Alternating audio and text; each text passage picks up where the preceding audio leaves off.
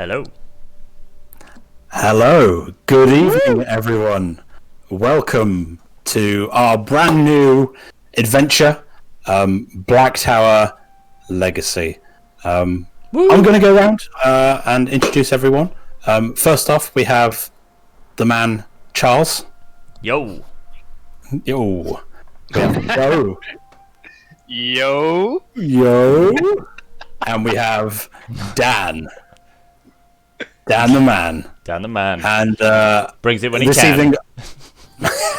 This evening, I will be your dungeon master, and I will be taking you through the Sword Coast on this new adventure, which is a mix of Acquisitions Incorporated and the D&D Essentials kit, the Dragon of Icespire Peak. So this music is so dope. This music is so dope. Like I'm there. Where do you want me? Where do you want me role playing? I'm role playing all over the place. How are we all? How is everyone? Let's say hey. Hey. How are we doing? How is everyone? What's everyone been up to? Is everyone feeling good? Is everyone ready? I'm so ready. Yes. So excited. Yeah, so excited. I have no idea how this character is going to turn out, but me either. I have no idea how this campaign is going to turn out. So I have no idea how this character sounds. I can't wait to run a profitable business. I know, right? I can't wait. Oh god, I've literally gone from my day job into this, and I'm so excited.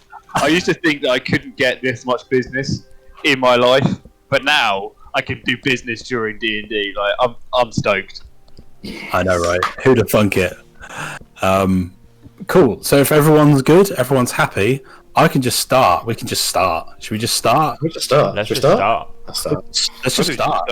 I want to know what my character sounds like, because I won't know what that sounds like until I open my mouth. You open your mouth and start talking. Okay, so I will start as soon as I can master the. Occasionally, Roll20 does stuff, right? And do you know when you hover over something, it gives you a little tooltip, and that tooltip never goes away, no matter what you're doing. So it's now blocked my volume button, so I can't press it. Quality. So, Roll20 sponsorship. Here we go. Roll20, it's good quality. It is really good. I really like Roll20. The more I'm kind of fiddling with it, the more things I'm finding, like multi-sided tokens. Oh, who's going to need that, Adam? Who's going to need that? Tell us more. I'll tell you who needs that. So, okay, without further ado, let's do this. Okay. Welcome to the world-famous Blacktower League of Heroes. You have entered into a franchise contract and wish to spread the Blacktower vision across the Sword Coast and beyond. If you follow the steps outlined in your onboarding document, you will be able to make gold, earn respect, and leave a legacy for years to come. These words ring out in your heads over and over. The same message you've heard repeated again and again for the past few days leading up to your departure from the head office in Neverwinter. You all joined Blacktower for various reasons, but you all agreed on this new challenge together to achieve a common goal. Money, moolah, gold. Well, maybe not just gold, but, perhaps each of you has their own agenda and ideas for this new franchise. After all, there are only 2 other Blacktower franchises that you know of, and they only left like a week or 2 before you. You're trailblazers, first of your kind. You can make this whatever you want it to be, and the organization will help you do it, as long as they get their cut and you pay your franchise fees, of course. Your assigned franchise location is a small town in the shadow of the Sword Mountains called Phandalin. And according to the higher-ups, it apparently has some kind of major potential that you're not so sure of. But it's the kind of place that needs brave adventurers to help out. There's even been sightings of a dragon nearby. Imagine the horde, the glory. You've been on the road now for about 2 days, and this second-hand carriage, which is your home base, is starting to get a bit cramped and, frankly, a bit smelly. As you finally turn off the tribal trail, you head down a dirt road that makes the previous dirt roads you've been on look like the paved streets of Waterdeep. Finally, after some time, you see in the distance Phandalin, which, from what you can see so far, consists of about 40 or so very simple log buildings, some crumbling stone ruins surrounding some newer houses and shops. It kind of looks like this might have been a larger town in centuries past, but now, not so much. As you enter the town proper, you see no guards, no gatehouse or officials of any kind. Just farmers, miners, and nose pickers. And you hear in your mind again, make gold, earn respect, and leave a legacy for years to come. And you think to yourself, sure, I guess. So, I'm going to move you onto the Sword Coast map so we can see exactly where we are in relation to Neverwinter and the Sword Mountains. Okay. So, can you guys see the map? Yes. Okay. So you can see you've travelled from Neverwinter, which is up here, and the tribal trail, which I was talking about, is this road that runs along from east to west, which actually has a little label on it. Here. Boop. There we go, tribal trail. So turning off down here towards Phandalin, you can see the Sword Mountains here, and here we are in Phandalin. And I'm going to move you to a map, and we should probably head to the map. This might take a second or two to load, and I will force view you all to where you need to be looking, because you may be a little bit overwhelmed. Okay. Right. Wow. What's happening? That's Crazy. Wow. Apologies, there's a spider problem that I'm not going to fix. So, welcome to Phandalin. You arrive in town. What can you guys see? Can you see everything? I want to make sure this is working correctly. It is a big map. I see only black. You see only black. Okay, Yes. What about right now? I can see it. I can only see the dark blackness of the abyss threatening to swallow me up. Is this how the adventure ends? Yes, it is. It is out. That's very So- strange. I can In the centre see. at the I can north. see the cart, and I think I can see us. And so should the viewers be able to see us as well. Okay. Although, How about now, Dan?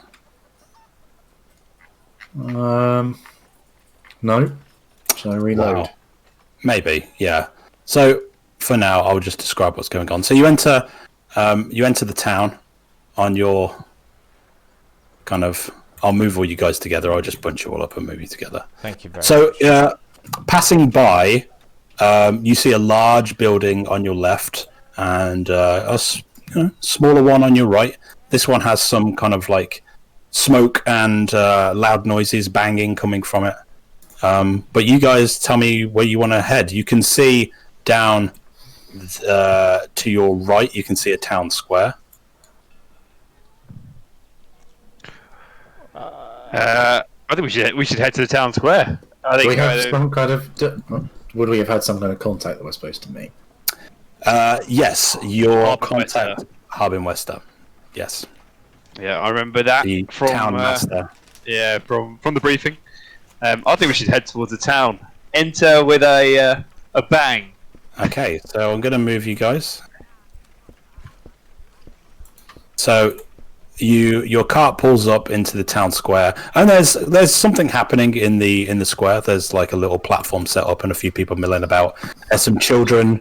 There's some children kind of running around and stuff. You tell me where you want to go. What you want to do? I think I would like to jump off the cart and approach the platform. Okay, go for it. You move your token. Okay, I think as I jump down, I am exclaiming, "Hear ye, hear ye! We have arrived! the saviours of Phandalin. Fear not, no more, small town. We are here to bring you glory and reputation. My name is Buffalo Zook, and I am the leader of this merry band of outfit from the Blacktower League.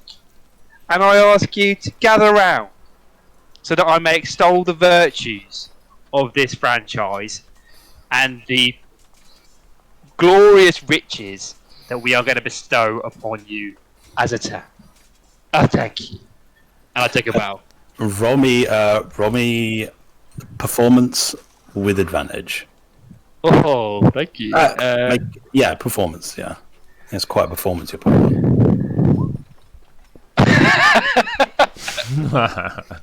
12. Okay, yeah. People are kind of like picking their nose and just scratching their ass and looking around, and there's a few people come over. You got a couple of stood by the this kind of small shrine, and they start talking amongst themselves.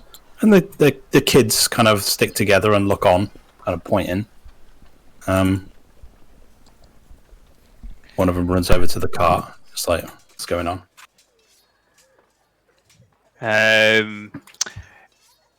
So what I think I do is I continue to address the crowd, and I think I look over at Zeph. Or actually, who's there?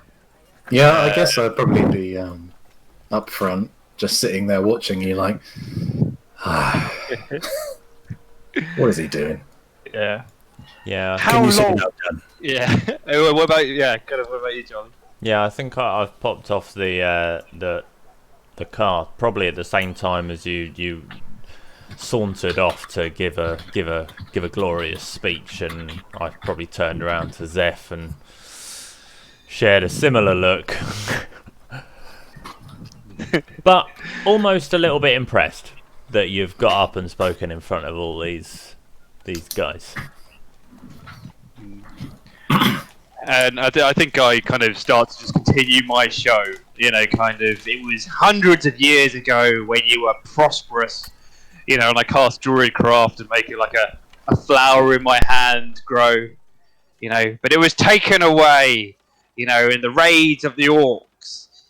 And now you find yourselves forgotten by the bigger populations of the world, surrounded by monsters and mines.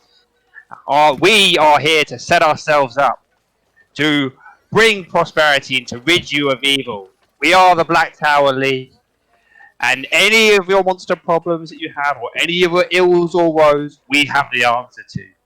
I am Buffalo Zook, the leader. I know magic that will kind of make your eyes will make you check your eyes twice.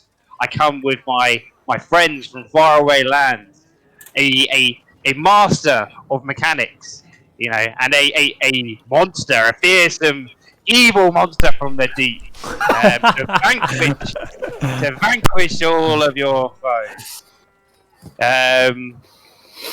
Please, somebody direct me to Harbin Wester, your town master, so that we may set up shop and bring you back into prosperity.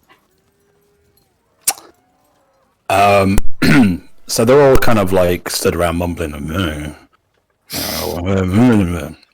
One of these guys at the back goes, "Wester's over at the town master's hall," and he kind of points off to the left and to the south, so over in this direction. I'm gonna move, down here. It's the big building with the tower, with the clock tower, which you can see is here.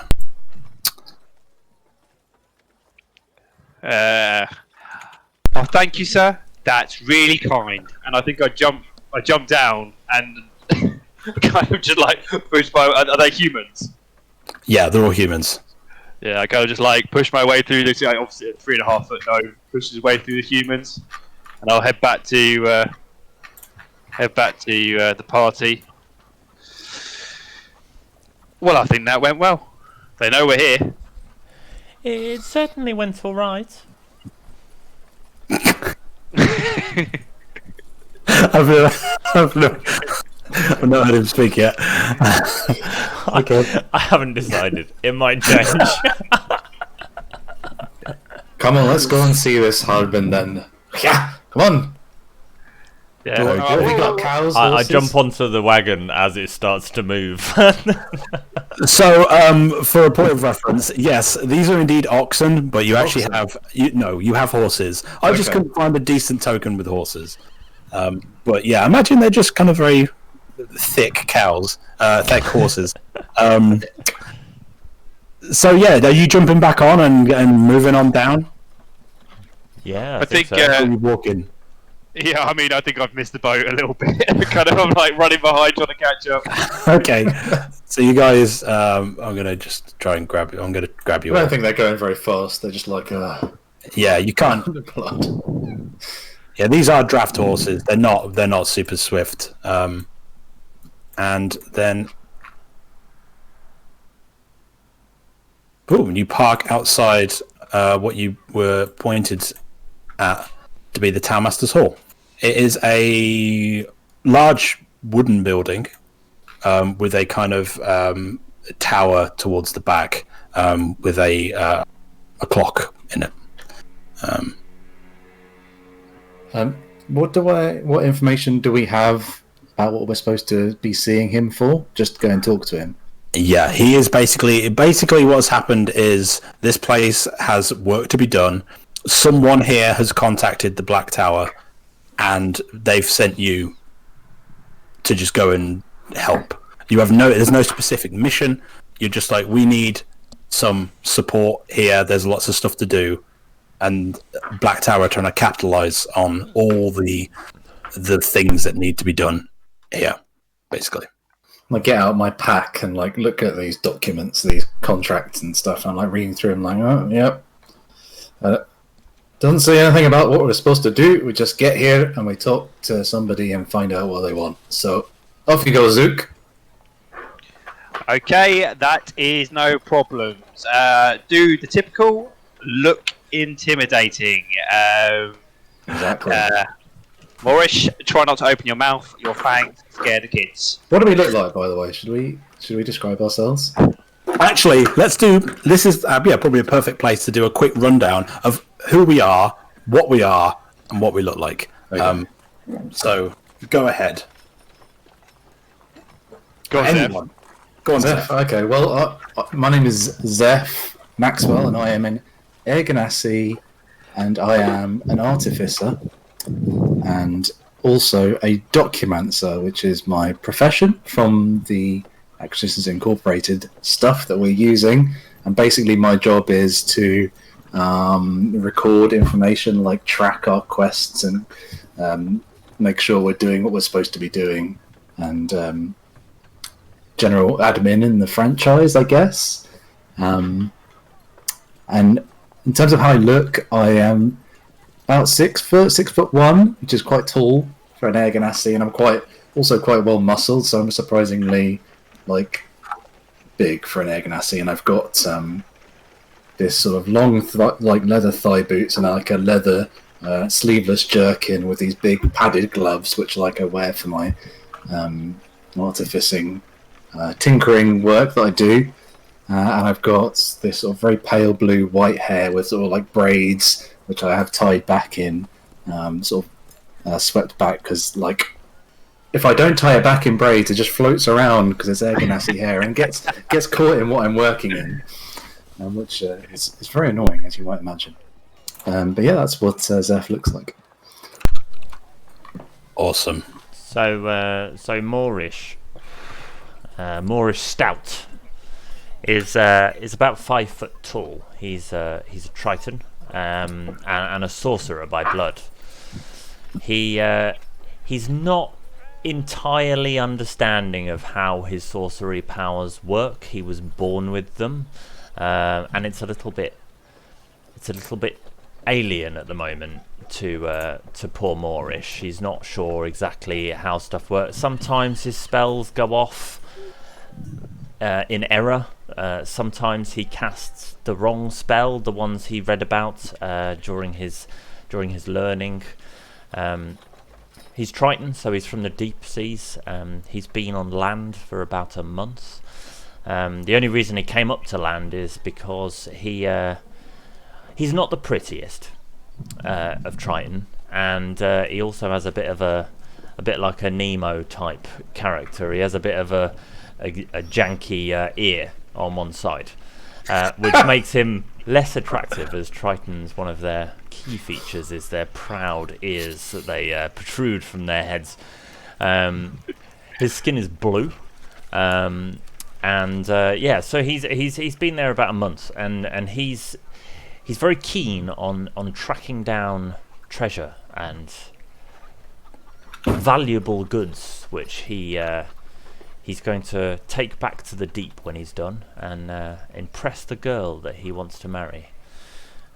He's collected a few things so far, which he believes are extremely valuable from the land treasure, as he likes to call it, and he carries them around in his bag proudly. But yeah, so that's what Moorish looks like. That's why he's here, and he's met Zook and Zeph on the road. They told him about this franchise that he could be a part of, and designated Moorish as the Hordes person. After seeing what was within the pouch, they decided that Moorish probably wasn't going to be too interested in gold and silver and gems and jewels, so he was the perfect person to trust with keeping everyone's belongings safe, recording all of the things that are won in battle and loot, and to be trustworthy with all of those objects. And that's Moorish. So we're the blue boys, you and I. Oh, you're both blue. Both blue. I got blue skin, yeah. Hey, but I'm happy most of the time. Yeah. So the leader / not leader of the group, Leader. self-proclaimed leader of the group, Buffalo Zook, is a gnome. He's in his middle ages, kind of tending towards, so probably about 50 in human years, really. He's 3'5", kind of wears a monocle, cardigan, dresses like a kind of a shabby gardener. He is a failed merchant, so he is somebody who has a past history of business, specifically failed businesses.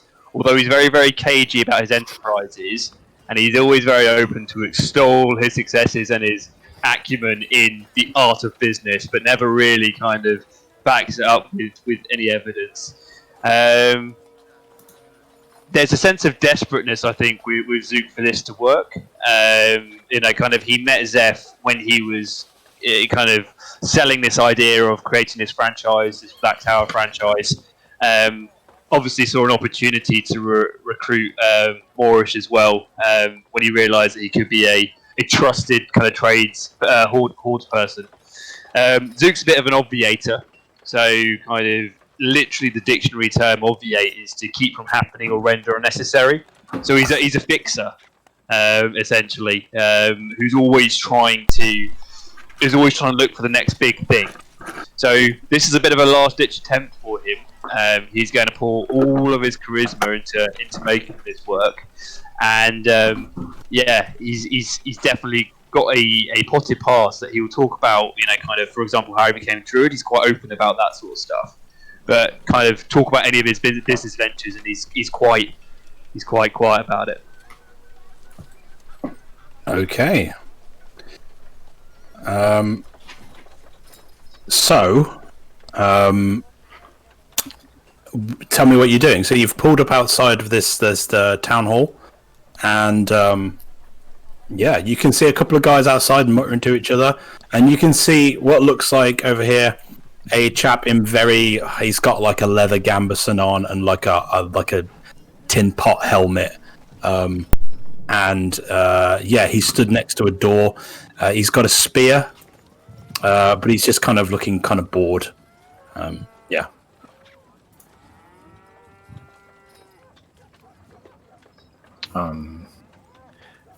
Guess I'll dismount and I'll head over and try and get. I'm like assuming Zook's going to like go in front of me and do the talking, as is usually the thing that happens. So I can't really move myself because I can't see what is on my screen. So bugger, still. Yeah, Don't know what's going on. think I'm going to be. So Zeke's going to move to the back of the caravan and be kind of scrambling down. I think it's quite a drop for him. So you kind of lower myself down and drop down. And I think I just kind of I walk up to the guard. Make sure I've got my armed escort, Moorish and Zeph. Yeah, I'm just like walking like right behind you. Looking my mate's just casually on my shoulder. No, it's looking intimidating. Hopefully, and I think I'm going to go up to the guard. Hello, good sir. And We're here to see Harbin. Who's inside? That was easy. And I think I go to walk through the door. You go to push the door and it's locked. And he goes, "Oh, he's not coming out." And he, why not? "Oh, hang on." And he like uses the butt of his spear and like dung, dung, dung on the door. And he kind of just looks at you and he's like, "Hold on." And he's just kind of looking off in the distance. And then you hear from the other side of the door like a kind of a kerfuffle on the other side of the door. And her voice comes like, "Hello, dragon. I'm very too skinny to be eaten. You don't need to come. Who's there? Who's there?" Hello, Harbin. It's me, Buffalo Zook, and my merry band of the Blacktower League adventurers. We've come, and I just like look at the guys like. I'm sure you've received my advance notice, but we have come to rid you of your problems. I pull out the contract or whatever I would have gotten from the Blacktower guys. I'd be like, "As you can see, we're here to answer your call for help. I assume it was you." The guy kind of looks at you and he's like, "You just put under the door." Gestures for you to slide it under the door. I don't think you can read. Okay, alright. I haven't got a copy of this, so can you make sure you don't... Okay, there. And so, nothing really happened there. He goes, and it zooms through the door.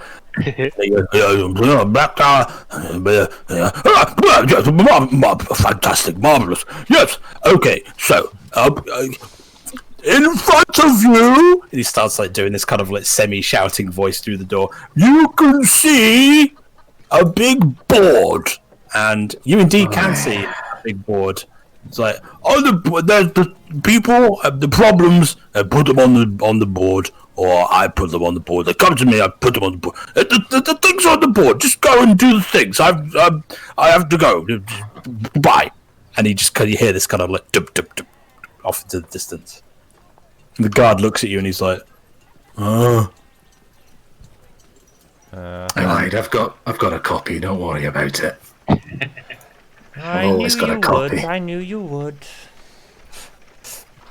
So you are presented with a bulletin board with a few pieces of paper on it. And I will do my very best to show you those pieces of paper in Roll20. Oh. So, if not, I will just tell you what they say. Okay, so player handouts. Of course it's not in the player handouts. Why would it be in the player handouts? So it's... So I think Zook's getting his little monocle out of his pocket. Oh. I can imagine that you're like looking up at the bulletin board like, and I'm just like, which one do you want to see? I'm like just looking down on it.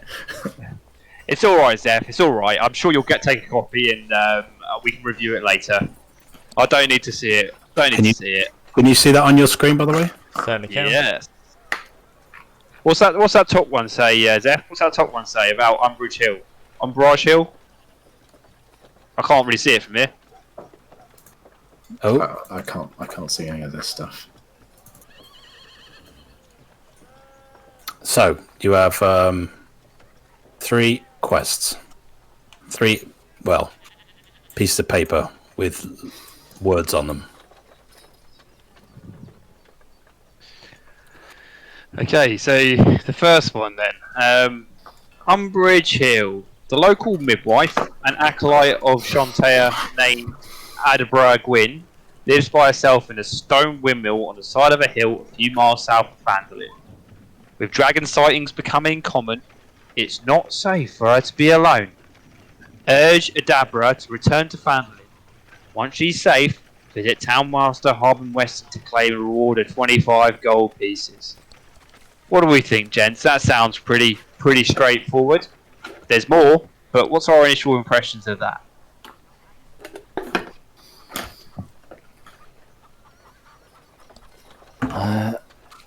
Well, it's a start. It sounds okay to me, and maybe there'll be some cool loot that the local midwife can give us. It just sounds like a bit of a fetch quest to me. Go to the local midwife, go to a windmill, say, "Oi, come back to town. There's a dragon around." Not really the biggest bang, I think, to our entrance and our setup of our new franchise in this town. So, what about this Dwarvern excavation quest?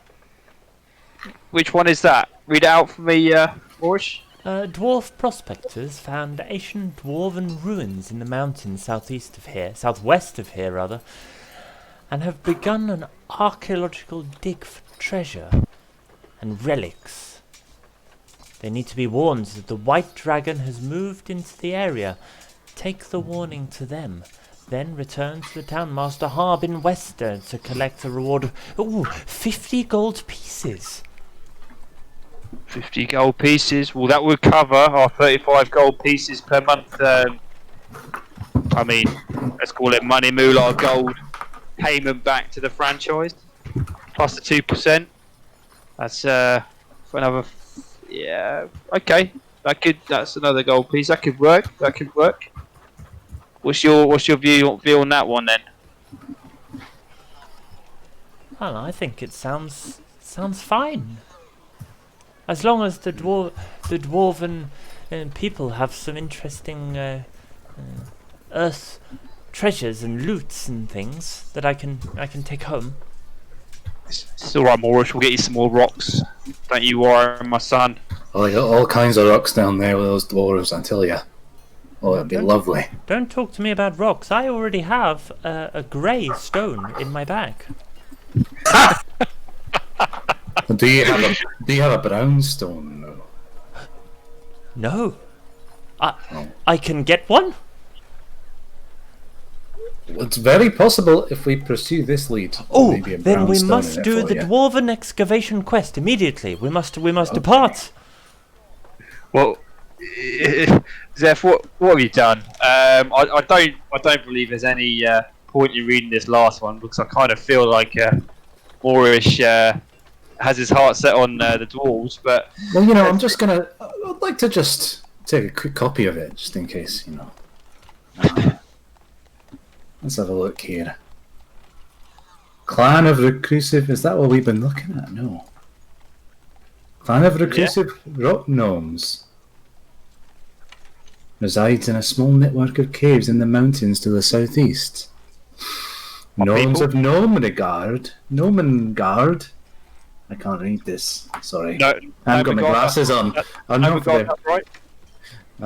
I know for their magical inventions. Oh, I like the sounds of this. I mean, they're all right. Not the best. Might have something which to defeat the dragon. Okay. Get whatever you can from them. If you bring back something useful and don't want to keep it for yourselves, Townsmaster Harbin Wister will pay you 50 gold pieces for it. So, that could be good. Yeah, I mean, most of the junk they made at no regard. It's okay. I mean, I can do better, but they're not too bad. Say hi to my folk. Do you think they'll have some brown rocks? Gnomes tend to have all kinds of shiny rocks and bits of metal. They like their little toys to play with. Isn't that right? Isn't that right, Zook? Yeah, I mean, they'll have all sorts of weird metal contraptions that you can take back and impress your lady friend with, Orish. Well, then we must simply do the Gnomengard quest. But you seem pretty sure about the last one. Which one do you want? Well, I don't mind. I mean, brown stones in one half and shiny metal contraptions in the other. I mean, I think we should do them both, really. Right. Well, we need to pick one first. So how about we start with... How about we play a game of boons, and then we can decide which one we do. Well, we've been through this. Boons is just... it's not for us. We tried it, and... Buffalo... do you want to play Boons? I mean, yeah, we could play Knuckle Bones, but I'm always winning. You know, so maybe I should just make the decision and we'll go from there. Save us all the trouble. So, what do you guys want to do? We're about to play a game question. I can finally see.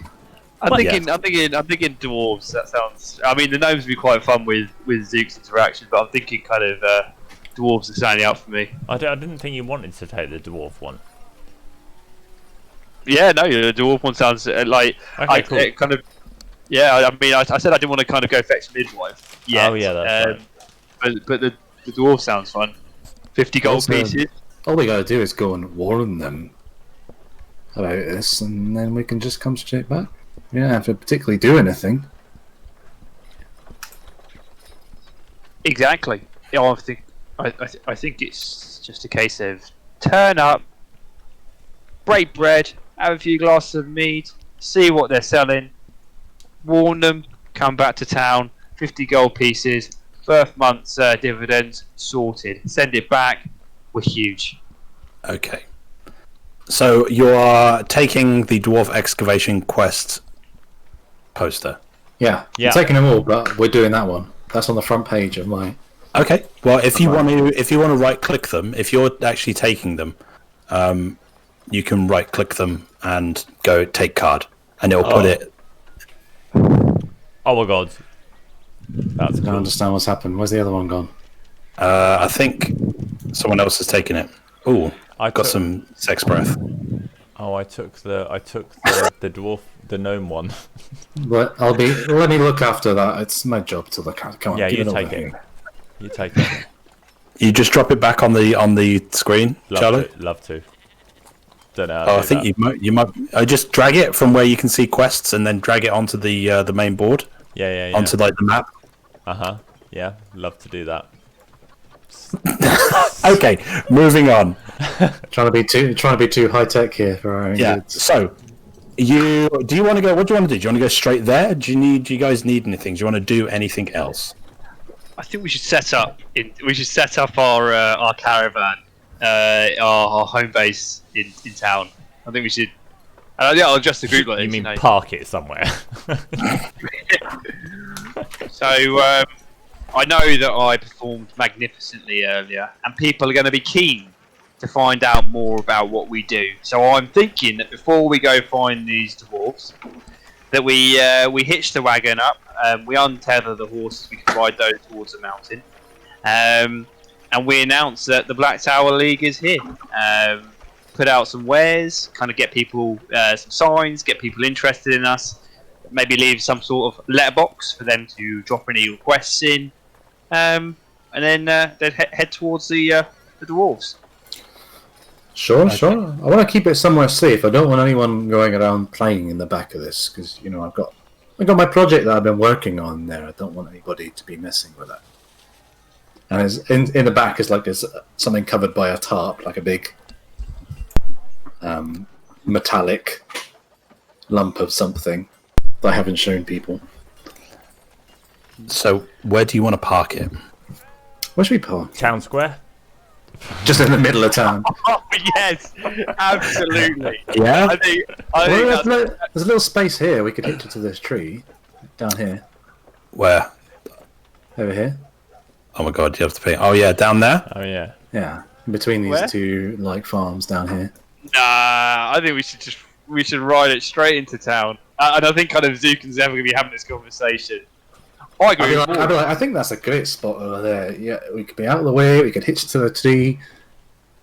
We're a business. Have you ever heard of guerrilla marketing? We've got to be out there. We've got to be in people's faces. They've got to know who we are. Guerrilla marketing. Dude, we're not selling. We're not selling stuff. We're. Oh, you know what? Put it where you want. I don't care. Zeph, always be selling, my friend. Always be selling. We're selling ourselves. We're selling our reputation. We're selling our brand. I Okay. thought we were collecting. You gotta collect, and then you can sell. That's how it works. Collect it at a discount, sell it at a profit. Aye. Where are you? I think we're taking. Town centre. Okay, so you're gonna park it where? In like literally in the middle? No, I don't think we're that. No, just like here on the side. Yeah, perfect. Okay. Oh, So like yeah. there. Okay. Not blocking the road. We're not inconsiderate. So what I'll do is I'm going to delete that one because you're taking the actual horses, aren't you? Take the horses. If we chop these trees down just here, then we could park it there. Just wandering south, oh, like, yeah. chopping their trees down. Oh, perfect. Yeah. That's perfect. That's lovely. I mean, you could move that wagon if you wanted. Okay. I think that's fine. We need not discuss it further. We'll just say that you move the wagon out of the way. I imagine Morris just moving it. I'm directing it. I'm like, that's it, Morris. Bit back, and Zeph. Oh yeah. Okay. Just, like, making sure the back's like secured and like locked down. It's like padlock either side. There's like kids like hanging around, like wondering what you're doing. Hey, shoot! Get away from this. Not yours. I brought the If I notice find any board. user's been in here, it'll be hell to pay. I think I addressed the kids. I'll tell you what, kids. If any of you can get me a pot of black paint by nightfall, I'll give you 10 silver pieces. They all look at each other and then run in different directions. Yeah. Okay. So you're disconnecting the horses, and you are heading out, I guess. Yeah. Okay. Cool. So I'm gonna put you back on the Sword Coast map. And did you? So what did the quest say before we leave? Did the quest give you an idea of where to go? Southwest. Okay. So it'll be. It's southwest. So it'll be on. Foundation Dwarvern ruins in the southwest of here. Begun archaeological dig for treasure. White dragon in the area. Take the warning to them. Return to Harbin. Southwest. Okay. Yep. Go to the sort of edge of the west side of the Sword Mountains. Find the dwarves. Tell them the dragons here. First month stipend, like that. Bam. Easy. Okay. Cool. So I'm gonna give you like a horse token, that we're gonna put on a hex. Hopefully this will work. Oh, baby. Phandalin hex crawl. This is what I want to do in my life. Dude, So- fast travel. Fast travel. There we go. Riding horse. It's just like That'll Chelsea all over again. So you are here. So I need an idea of who's doing what. Who's directing? Where are you aiming for? That kind of thing. I think Moorish is up on the seat, on the front. Are we all got a horse each? So I'll be a horse. I would have. You're a horse. Leaving. You are a horse. Okay. I transformed into a horse. And we're riding horses. Okay. I So didn't that's need to. one of your wild shapes for the day. Yep. For the short rest. It is on a short rest, isn't it? I can't remember. No, it's back on rest. Yeah, back on short rest as well. Yeah. Brilliant. Okay. And Zeph and I are riding the two horses that pulled the carriages. Yeah. The two draft horses. So Okay, they've got a movement speed of 40 feet. Okay. Same as yours. Okay, Your so horse form. I don't know how to do that. So I am on the horse, and I guess I'm following at the back, and the horse is doing that thing horses do, where they just follow the horse in front. Yes. Yeah. So Have we previously discerned in our travels that anyone is good at navigating? Do you think? Any of you guys? I will let you meta it because you've had 2 days together to talk about this. Yeah, so I mean, Survival, basically. yeah, I'm okay at survival. I'm a druid. Circle of the land. So yeah, I'm pretty You're good at probably the reading. obvious Yeah, choice, yeah. yeah, I can pick up animal sense in horse form. You know, I've got a bit of a kind of magnetic. Yeah, so I mean, I don't know. I know we're heading towards Sword Mountains, so I'm going to kind of keep heading that way. You know, where I think dwarves might be, and look for any sign of civilization. So yeah, I'm gonna orientate us and lead us.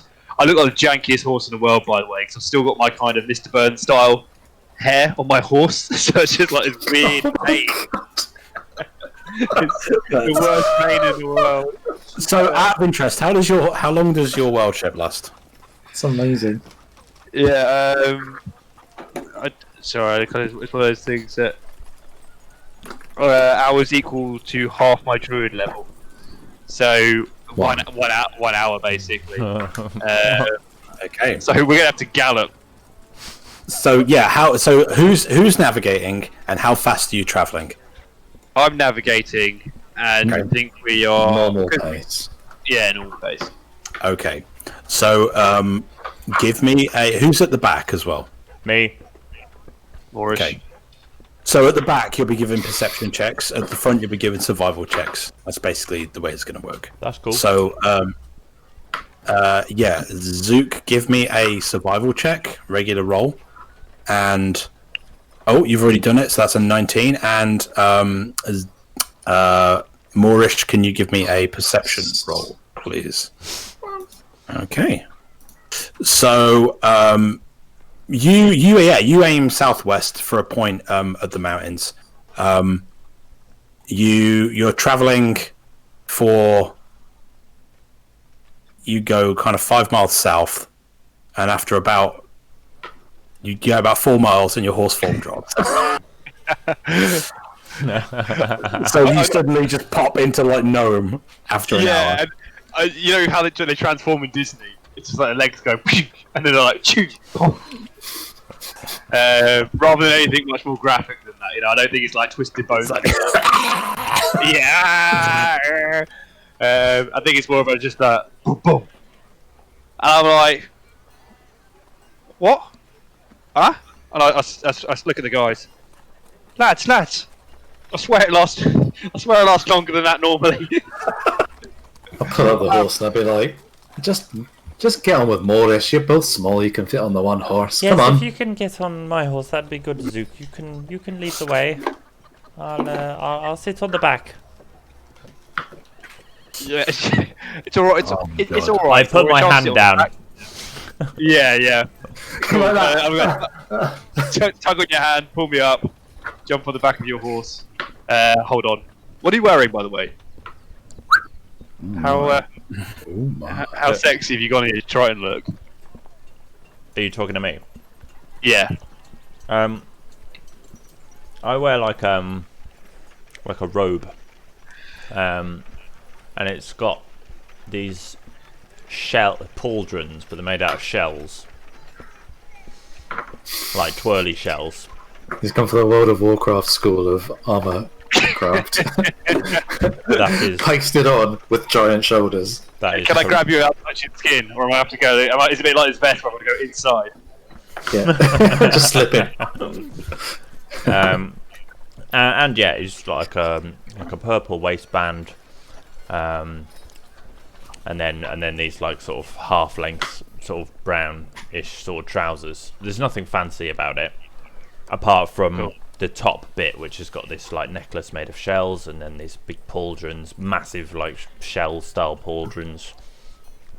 But the front is just a robe, and then my skin is poking out all over the place. And then I have my trident, which I wear on my back, which is about as big as me. Ooh, okay. So I've definitely got something to grab onto. Maybe kind of. I think I'm just gonna be. I'm so small. I think I'm just gonna be chilling on the back of the horse. Really, just out there. No, you're on the Just front of the totally horse. swagger, Mate. like. You can ride. You're riding the horse, and I'm. I'm Okay. on the back. So imagine that halfway through, we'll just swap over. As the horse starts going off to the left, I've just had enough, and I'll just kind of get in and just crawl over you. Let's go. Okay, so we're back. So you're back. you reorientate and you get moving. After another couple of hours, you end up further on, and you begin to you just feel lucky. You feel like, do you know what? I think I know where this is. I know dwarves, whether you do or not, I don't know. And I don't know how they think. They're all about the gold. You head over here, and you eventually arrive at the Sword Mountain range, and you can see there's clearly an area that is like hollowed in, crevasse. I'm not sure, and that is where you aim for, and so it's taking you how many hours? 3, 6. It's taking you about 4.5 hours to get there, and it is now probably about 3 o'clock in the afternoon. Still plenty of light left. So, let me move you guys to. I've got so many. Okay, so that goes there. 1, 2, and Zeph, you have your magical tinkering light, don't you? Are we in a dark place? Is that what's happening? Maybe. So okay, if I can see it, we're going into a dark place, then I'll just get out my little, I don't know, just like a little bit of a sphere of metal or something. I don't know, or it's a little cube of metal which I just have turned into a little light. Okay, so there we go. I like to think that I would have fashioned a little way to just have it in like on my hanging off my front, so it illuminates for me. That's absolutely fine. So yeah, you guys are here. I'm gonna just delete that. Don't need a draft horse anymore, but I will take the riding horse. So we know. See so much for. Oh no, wait, no, I have. Oh, no, I didn't make my goggles for night, did I? Because I didn't have enough slots. No. So you've got night vision, but to 10 feet, I think. No, you're emitting light. Sorry, you haven't got night vision. You are emitting light. You're emitting 5. Is it 5 foot of bright and then 5 foot of low? Yeah, it's 5 and 5. Classic 5 and 5. Okay, so let me just. Pathetic. Let me just ride 1 horse and 2 horse. What are you doing? Is it possible for me to give one to each of them so that each of them gets light? We both have dark vision. Yeah, but we can help him see. Well, help me see. Yeah. Yeah. Can you do that to them? Because I can have up to 4, right? You can certainly do that. Do you want me to? Yeah. Oh, I see what So you mean. are we familiar with this? Like, what does this feel like in this exchange? Is it like, hold this so I can see you, or is it like? Let me just attach this to I'll hook this onto your belt. You don't need to do anything else, just so I can see. I know you can see in the dark, but I can't. So there you go. I'm imagining it's on the back of my belt. I'm like, curious. And how many of these can you produce? Oh, I can about 3 or 4. There's a limit to the amount of magic that I can infuse into these things, but I've been playing with it for a while, and it's helpful when you're in dark places. Like me, you don't have the ability to see in the dark. So hypothetically, if you sold one of these, just hypothetically, and and then we moved on and we didn't see him again, and how long would the magic last? That's a good question, and it's worth testing. But it sounds to me almost like you're suggesting something like trickery, and I'm okay with that. And that is why we're in business together, Zeph, my friend. How big are these lanterns? How what? Sorry. How big are they? Just like a tiny little bit of metal or something, basically. Oh, it's really small. Yeah. Can I keep one of these? Oh, They're pretty special. They're shiny and small. It lasts indefinitely, apparently. So it does indeed. You hold on to that one. Whenever I'm in a dark place, I'll look for you and your light. Be very helpful. Oh, thank you very much. When all of the lights go out, Yeah. Yes. So, what do you want to do with the horses? Time to Right. rock. So we can hitch him up nearby. Time Or for them the up. rock and give him one of those little lighty stones. There's no hitching post. There is kind of like sheer rock face either side of you, and in front of you you can see a wall with a door that's been kind of jammed open. I will actually read the flavor text for you. Might be easier. The canyon's rocky walls rise to a height of 80 feet. At the end of the canyon, which is here, a 20-foot high wall of black stone has a broken gate carved into it, with one stone door hanging precariously by a hinge, and the other door is missing, so it's not held open. My bad. Beyond this open gate is in the shadow of the great mountain. All is quiet. Okay, so nowhere to put the horses. There's no hitching post, no. Okay. So what I will do then is I think I'm going to cast Speak with Animals. Boo! I'm going to brief the horses on the situation. Nice. Look, look, Mary. Look, Jeff. We're going to go in there. We're going to warn some dwarves that there's a potential dragon nearby. I know it's dark in here, and I know you can't necessarily see very well. But we will be around. We will be back soon. Don't go anywhere, and I'll make sure we get an extra sugar cube or two for you when we get back to Phandalin. How's that sound, guys? They look at each other, and they look back to you, and go, 5 cubes each?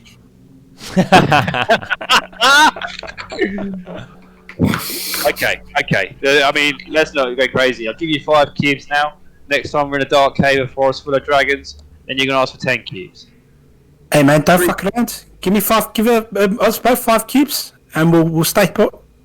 How about 5 cubes between you, and you decide who gets the 3rd cube for being the best horse? I could just fuck off if you want, mate. We're both looking at you like. Yeah, I was thinking horse. I'm like,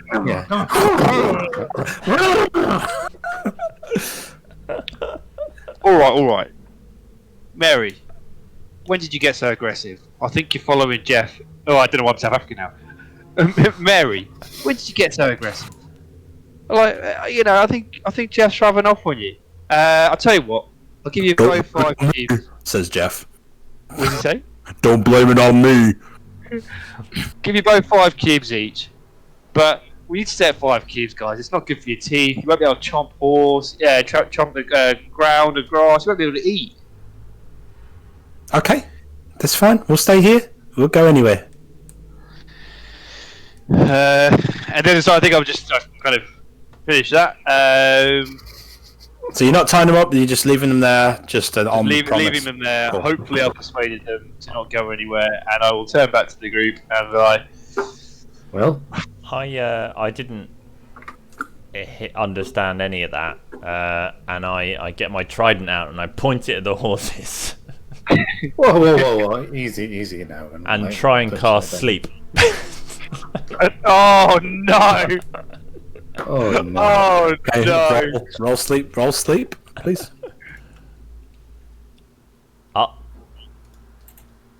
What? Hello? Charlie? Yeah. I think it's like 5d8 or something, isn't it? Are you okay? Yeah. You were like, Oh, Yeah, that's not great. it popped up on Roll20 asking me at what level I wanted to roll it at.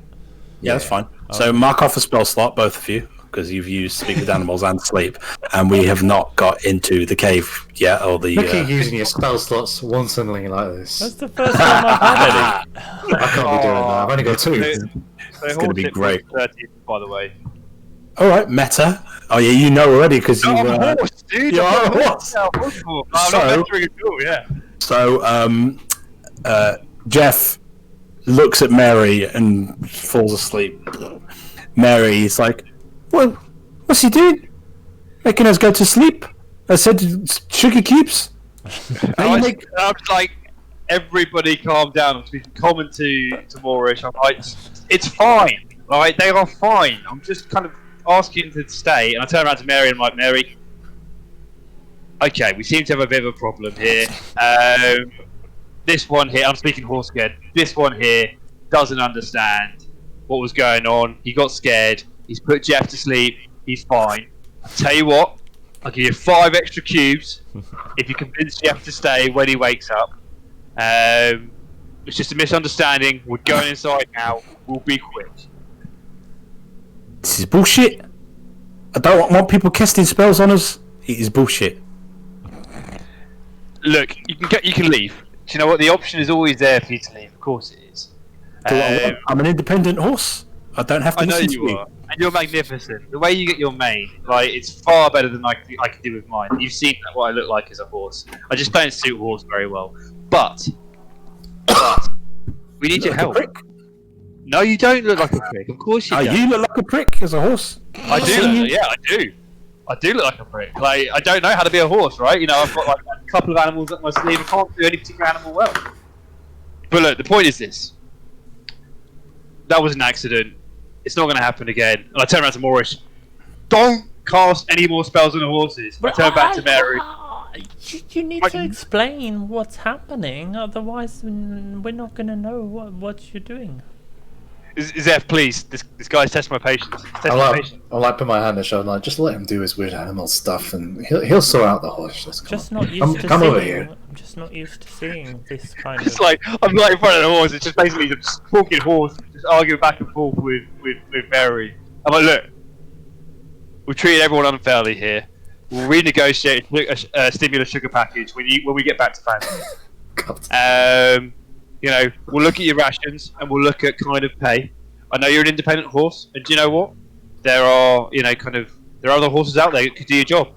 So we'll talk about this when we get back. But right now, in this cave, we're warning dwarves about an incoming dragon threat. This is not time to be negotiating sugar cubes. Mary.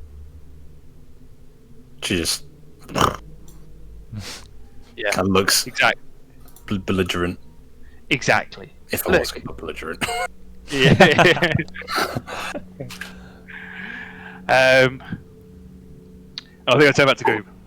Alright, lads. I think that's sorted.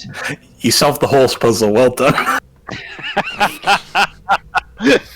How many lines was this in the official adventure? So this was none. Look at that. The problem is, I think most players in this situation kill the horses. Like, I think, you know, we've really used all of the resources, 1 shapeshift, 2 spell slots, to properly solve this solution. Probably solve the problem. Yeah. Oh, so ahead of you, ahead of you, you see this big wall with a door in it. Yeah, tell me what you want to do. Well, I look down at the smaller people and I'm like, I guess I better go first then, huh? Unless anybody else wants to take the lead. No, Jeff, you go first. I'll keep an eye on this one here.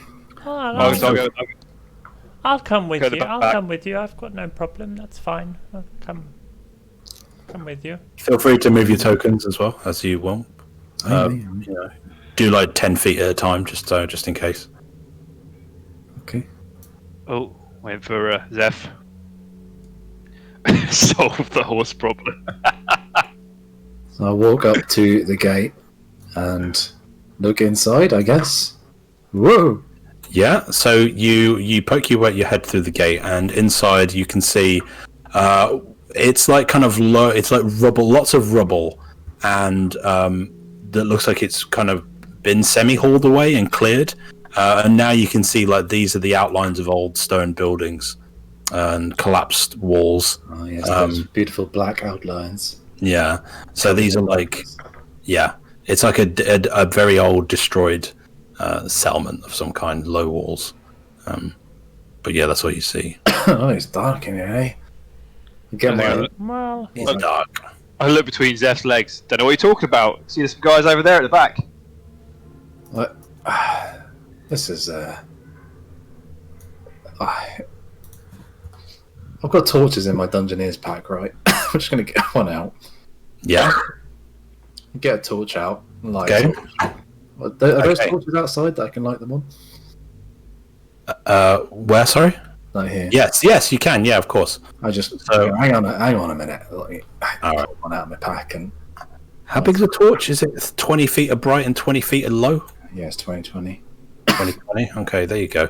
So you'll need one hand to carry the torch. Oh yeah, that's better. That one makes the other hand. Okay. Okay. Well, Yeah. Let's head inside. Keep an eye out. Tell me if you holler if you see anything, and we'll see if we can find any of these dwarves. Yeah. Zeph, to the right, mate. Zeph, To the right.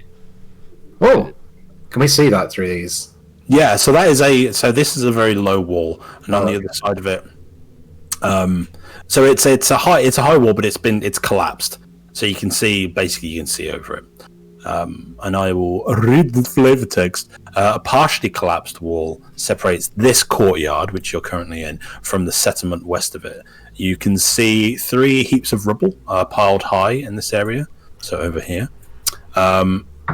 Hewn from the canyon's back wall, which is back here, a 30-foot high temple facade features steps rising to a stone platform. Cut into the facade is a 10-foot high open doorway, flanked by crumbling life-sized granite statues of cloaked dwarves. Upon investigation, you can see that they both have very evil-looking grins on their weather-worn faces. And you can also see 2 very alive, non-stone dwarves sat down behind these piles of rubble, eating something and kind of conversing in low voices. Okay, we can see them from here. Yeah. Well then, maybe we should make contact. We're here to give them a warning, eh? Yeah, well, yes. Let's go and talk to them and tell them what's what. Okay, I'll head over that way. Stay behind me. Okay. Okay. God. Hold there, dwarves. So Friends. they look over. Who goes there? I'm like, Zook, do your thing. Friends, it is me, Buffalo Zook. We come from the town of Phandalin on behalf of Harden Wester, the town master, and our employer. So the dwarf to the north stands up. He's got long, as his picture, long brown beard, short brown hair. So, why is Harden Wester sending yous over here? So, it is actually, which is kind of rare for him, a good deed. A white dragon has been spotted in the area, and we have come to warn you of this threat, so that you may evacuate your mine and take safe haven elsewhere. The dwarf standing up looks down at the one sitting down, and with this big ginger beard and shaved head, and he's like, "Hey, come over, lads! Come over, sit down. It must have been a grand journey. Come on, we've got plenty of rations to spare." The one standing up's like, he's kind of grumbling to himself. And yeah, I think kind of I'll head over, grab a ration, start tucking in. So, the ginger one hands you. Hey, greetings. Nice to meet you. I'm Norbus, and this grumpy Gus here is Dazzlin. Norbus, Daslin, Zook, turn around, Zeph, the tall one, And Moorish. Moorish. Your name's Moorish. Like, flounder through, Moorish. Ah, And, you're familiar. You're What are familiar you with three supposed to Moorish. be? No, I'm not. And what are you 3 supposed to be? Hey, Dazzling, be nice now. These fine, upstanding gentlemen have come to warn us about a dragon, you say? Specifically a white dragon. Yeah, so I mean, it's all we really need is evidence we've delivered this message. Maybe you can sign something, and we will be on our way.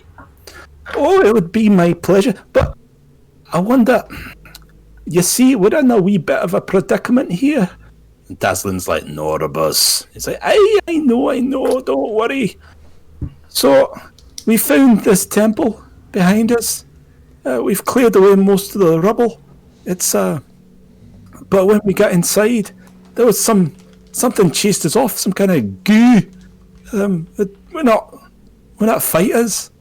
We just came and sat outside. Now this is a historical marvel. This temple. We'd love for you to go in, help us out, clear out these oozy things, so we can go in and see what else is inside. Who knows what kind of treasure it's hiding? Well, unfortunately, we are not fighters either.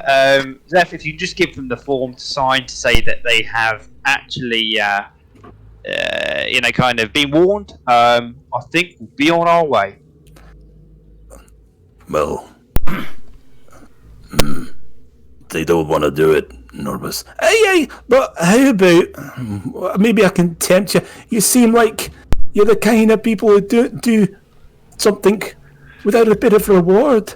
So how about this? I'll give you these. And he goes into his pocket and he pulls out 2 stones with kind of carved faces on. And he kind of shows them to you. With these, you can talk to each other over great distances. Now, this is worth a pretty penny, especially if adventurers like yourselves. Now, if you go in there and clear it out, you're welcome to these. And I tell you what, if you find any bits of treasure in there, anything of value, as long as it's not of major historical significance, I will say you are welcome to it. Daslin's like, these stones, are they rare earth treasure, would you say? oh, they're magical. What? We'll Magical do it. stones. They call them sending stones. Sendian stones. Sending, so you can talk over great distances. Sending stones. Oh wow. I look at Zook and Zeph like, guys, like, come on. Now, of course, I'm you canny businessman. I understand that. So I don't want to be holding you to ransom for that that signature. So don't just sign a paper, right? I'll tell you. I'll tell you what. I'm also a very successful businessman, and I know another successful businessman when I see him. So I'll tell you what. If you sign this piece of paper, it sounds like we can't stop Morris anyway. We can't let him go by himself, otherwise that's our Hordmaster gone. So sign the paper, and then we will go in there. We'll do our best, and if we can't do what you need us to do, then at least kind of we've tried, and we have the evidence to go back to say we've warned you about the White Dragon. How's that sound? Roll me either deception or persuasion, whether you are lying or telling the truth. I'm telling the truth. We will try. Okay. Natural 20. Okay. So they look at each other and they're like, well, Yes. I mean, I don't want anybody getting hurt. So I think that's fine. I think that's fine. I take it you're a man of your word, a gnome of your word. Absolutely, I am. I would not be in the position of success I am today if everything didn't work out exactly how I planned. Okay, so Norbus kind of stands up and he's like, hey, have you got anything I can do the... I just look at Zeph. I'm like immediately like anime feed lines pull out. And he kind of... document. in runes, he kind of writes like his name. And I think like, hey. Bit messy, but that'll do, I suppose. I think I check it. I speak Dwarvish. Does it say Norbus? Yeah, it says Norbus. Yeah. Perfect. Get my little sand. Just join up. Perfect. So if you head in, there's a that we already found. If you go in on your left, there's already a secret room that we found. It's all full of rubble, though. However, that's as far as we got until we saw the ooze inside the big room. Now, what you've got to remember with these dwarven temples is there are secret passages everywhere. So who knows what you can find in there if you look around. Obviously, we'll be at the back, You have to maybe let us know when it's safe. No problem. We'll do that. Come on, Zeph. Let's go and have a look. Oh, and I'll have one of those sending stones before we go. Oh no, laddie. This comes after. But we have to come out the same way. You'll be here, won't you? Aye, and I just want to make sure that you're at least giving it a good shot. What if I get lost? You got all your friends with you. What if I get lost from my friends? I need a sending. I just grab him by the arm, like, let's go. And I'm like, bye then. Just got my mace on my shoulder, dragging him, because I've got my torch in my hand, dragging him. Okay, and so what are you guys doing? Going in the door. Walking into this room. Okay. Yep. All right. So these doors here, there are like pitons, however you want to pronounce it, slammed into the floor to hold these doors open. And this is the once secret door that they were talking about up here. And if you poke your head inside, you can see nothing but rubble. What colour rubble? Stone flavored, like off grey. Okay. But you can see there is you're not going in there, so I'm not going to tell you. Stone flavour. Stone flavour rubble. So if I go in here, just poke my head in, does it look like there is a way I could dig my way in to find out what's going on? Or is it fully rubbled up? So you can see that there's a small room, and then there's like a corridor up here. But the corridor is completely collapsed. You don't think there's... Well, I guess give me a... my keen intellect. With your keen intellect, what would you want to use for that? I wouldn't know what role you would know for. I mean, you're not a dwarf, so stone cunning wouldn't really work. Investigation? Yeah. Oh, huge rolls. Investigation. Yeah, so you are not sure that if you were to dig this, you would be afraid that the whole room may collapse. Yeah, I go and look at it and then have Sherlock words popping up over the top of it, and I'm like, beep, beep, beep, beep, beep, beep, beep. I just turn around like, no, not this way, lads. Come on. Walk back out. So, yeah, and in front of you, you see a large room. I'm just going to move myself slightly inside. Okay, so you can see four pillars. They're there and there. The room is... How big is the room? This room is 25 foot high. And there is a kind of stone altar, a limestone altar standing at this end of the room. And yeah, that's what you see. Hey, Norbis, Dazzlin, you know anything about this altar? You tried poking around it yet? They're behind us, are they? They are, yeah. They're at the door, so they're watching you at the door, and they're like, no. We got into the middle of the room, and we saw one over in the corner. And he kind of points over to the left, over this side. He was scuttling it. It was slinking around on the floor. The shadows. The shadows. Well, I guess we better prepare ourselves, lads. There might be something interesting here. Get ready. So I think I'm going to kind of take my wooden club off my back, basically run my hand across it. Cast Shillelagh. Shillelagh, baby. I'll unsheath my mace, which has an ever so slight glow to it. I'll move in a bit further, see if I can see anything. Yeah. So I'm cautiously approaching. Okay, so you're approaching this altar, right? Okay.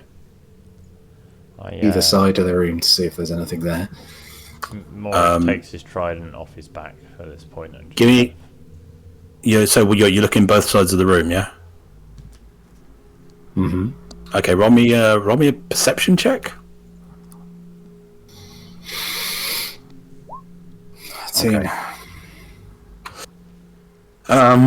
Yeah, so you kind of very cautiously creep in, and you look left to where Dazzle and Norbus pointed to you. But you see nothing, and you look to the right, and you see nothing, and and then you hear a in front of you. And you look down, and there is some kind of liquid dropped on the floor. Oh, it's fucking a badass. Wait, where's this, sorry? So right in front of you, there's basically like a... Well, look up. You look up, you cast your torch up, and you see a shimmering shape. Jump backwards. Instantly, in a second, this thing pulls and jumps and pulls onto the floor before you have time to react. And it comes down in a blob and a sploosh. And you are confronted with a large orange-coloured goo of some kind. I need everyone to roll initiative, please. Oh no! Oh wait, I need the turn order. Do initiative again? Click your token and then click initiative, please. Been that long since I've been a player. Okay. I messed mine up. So because you have my manually to, because I rolled a 6. Would you mind doing the same for me as well? I've got Sure. 22. Thank you. Oh man, that real-life monster has got 1. Change your drop down, Charlie, to your character name. At the bottom of the chat box. I see the boys together. Oh, there he is. Look. So let's have a look. So Zook, what did you roll? 6. And Moorish, what did you roll? 22. Boom. Okay. So.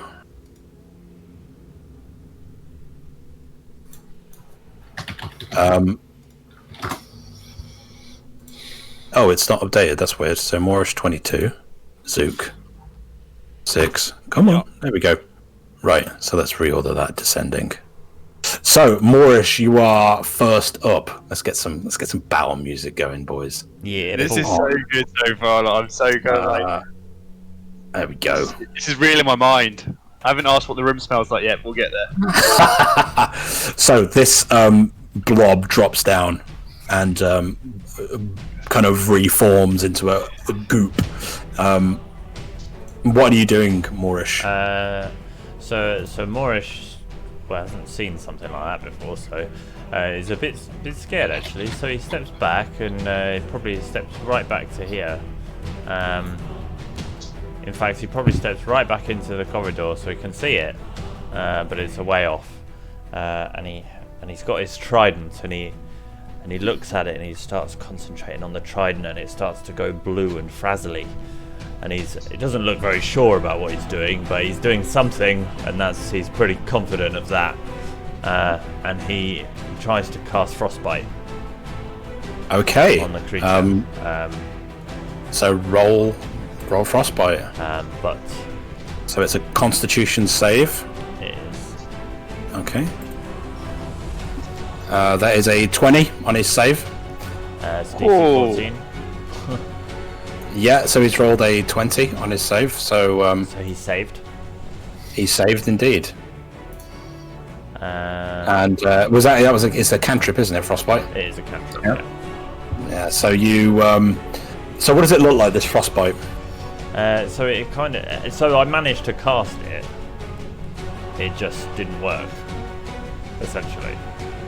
Yeah. Yeah. Well, we'll talk about that in a second. But what does it look like when you cast this? So when I cast it, the trident sort of starts to frazzle it with these blue like little sparks come off each fork, and then as it gets stronger towards the end of the trident, the forks, the sparks of the forks start to join together towards the end. So you kind of get this crisscross up the gaps between the two forks on the trident, and then at the end they kind of join into like a ball on the center trident point, and then spray out in a cone type fashion.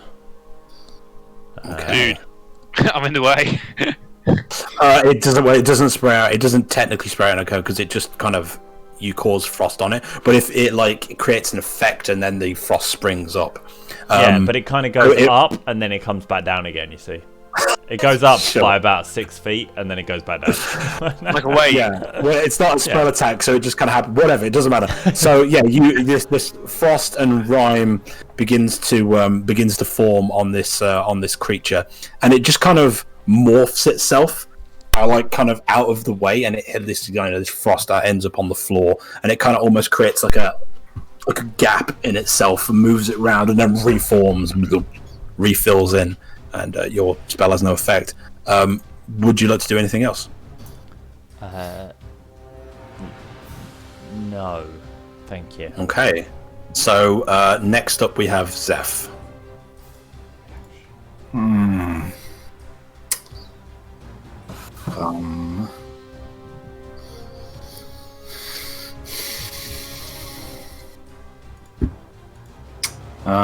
Do I want to attack or do I want to dodge?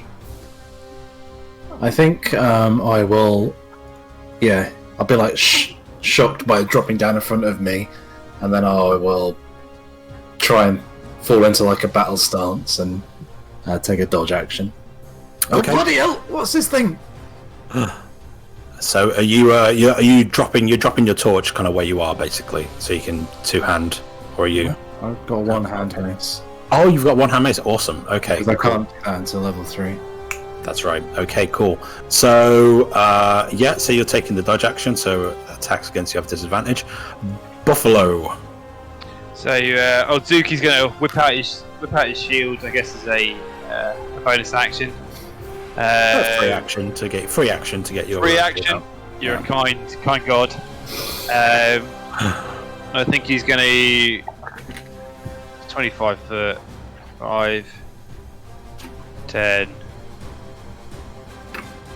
15, 20, 25. So he's going to be like a little zippy kind of through the light, and he's going to basically come around with his club and attempt to swing at this kind of oozy dude. Yeah. Okay. Roll your attack. I take it you have Shillelagh set up automatically. No, I don't. So I'm gonna have to. It doesn't really matter anyway. So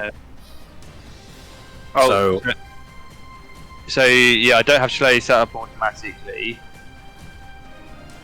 So that would be 20 plus my Wisdom spellcaster 3 plus my proficiency is 25. Yeah, that definitely hits. Yeah. Okay, then my weapon becomes a D8. So I'm just gonna roll that. That's a 5. What do I add modifiers to that? Do I add my wisdom and proficiency again? If you give me 2 seconds, I will do you. Boop. Hang on. Stay there. I'm literally going to set it up for you right now. So do you do your wisdom modifier? Wisdom modifier. Okay. So what the weapon would be, but the base becomes a D8, I think. Yeah. Yep. So 1d. Well, wait a sec. Hold on. I'll fire. Oh, sorry. It's all right. 1d8 plus whiz attack plus whiz. Crit is 8. Raw. Okay, so now you have club brackets shill. If you want to roll that and then roll the, just do it. Roll the damage. Yep, that hits again anyway. So, That's a 4. you rolled a 1 on your damage die. That sucks. Oh, he already rolled a 5. Come on, man. Did he? Oh shit! Yeah, he rolled a 5. Sorry, I didn't see that. So that's 8. I did not see that. Oh, it's up to you. Like, No, it's fine. I didn't realise that you'd rolled. Apologies, because I was in your sheet. Are you all up in my sheet right now? Yeah, I was literally editing your sheet. All up in your sheet. Wicked. So yeah, good. I go attack you with Shillelagh. What does that look like? My monitor's just died, so bear with me. Dum-da-dum. So you hit this thing with your Shillelagh, and there we go. That's better. Shillelagh. So you smack into it, causing 8 points of damage. Okay. Doop, doop. And it has. Yeah, that's fine. So you knock a big chunk of this goop out of it, and it kind of flies across the room and spats into this pillar and just dribbles down. It doesn't seem to have any reaction. It's just like whatever. It's next to Zeph's head. Anything else you want to do? Can I do the bonus action? No, I think I'm going to kind of took quite a lot out of me to get there in the first place. Not young though. Okay. So next up, the creature, Bogey monster. the boogie monster, is going to. I guess that's okay. It kind of. This you knock this goop out of it and it splats again, and as it reforms, a tendril comes out and tries to hit you, Zook. 18. That's a hit. Yeah. So you take 5 bludgeoning and damage and 1 acid damage. Woo. As this thing kind of hits you like square in the chest and leaves like little burning singes. Yeah. Oh.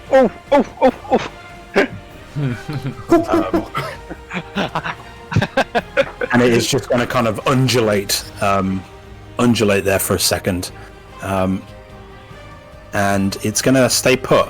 And at the top of the round, before we get back to Moorish, there is a and you hear another splat behind you. There's one of these, another one of these things falls to the floor. Oh crap! Moorish, you're up. Okay, so I gained a bit of more confidence, and I run back into the room, and I see this other blob on the right, and that just freaks me out even a little bit more. But I focus my attention on this one, and I point my trident at him, and I try to cast magic missile. Okay, so you roll. Are you you targeting the same creature? I am targeting the same creature, yes. Okay, so magic missile. This is new. I discovered this yesterday. If you're targeting the same creature, you roll 1d4 plus whatever it is, and that's it. And that damage applies to every dart, according to Jeremy Crawford. Yes, it does. Yeah. So all 3 darts have a 1d4. Yeah. Screw that. Plus That's 1. bullshit. I know. That's what I thought. It seems OP if you roll max, but it also seems bullshit if you roll minimum. So I don't know. Crawford is just whack, man. You know what? Charge? What do we think? Do we think we should roll for each dart? You're going to get a better average. Yeah. I think you should roll. I think that's for the each whole dart. point, isn't it? Yeah. Okay. Let's roll for each dart. Let's do it. We're homebrewing on the fly, boys. Yeah. You hear that, Jeremy? Coming for you. Coming for you, Jez. Jezabeza. Please don't ban us. So, first one. I think we should actually just roll for all 3 at once. Yeah, that's what we're doing. So 1, boom, slams into it. Next one. Boom, slams into it. Boom, slams into it. So yeah, and each one of these darts kind of comes off each point of the trident as 3 darts. Nice. Come on, man. So it's that's so good. So it's like and it hits anime Maths, style, bros. and this thing is like you're blowing like huge chunks out of it. Some of it splats up the altar, splats up the back wall, and it's kind of quite diminished. It looks almost half as big as when it dropped down. And I bonus action use tempestuous magic. Ooh, describe what that is, or post it in chat.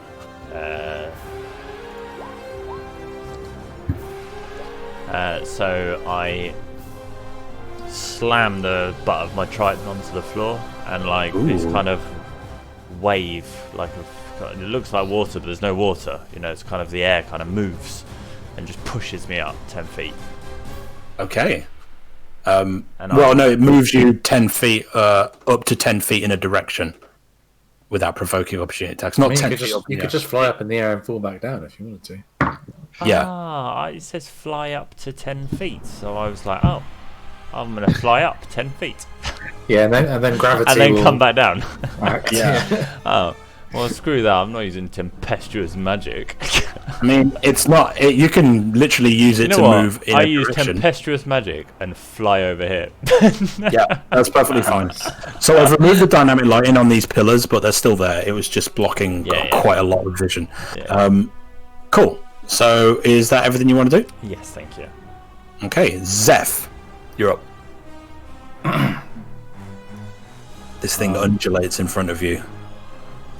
Okay. Well, bugger it.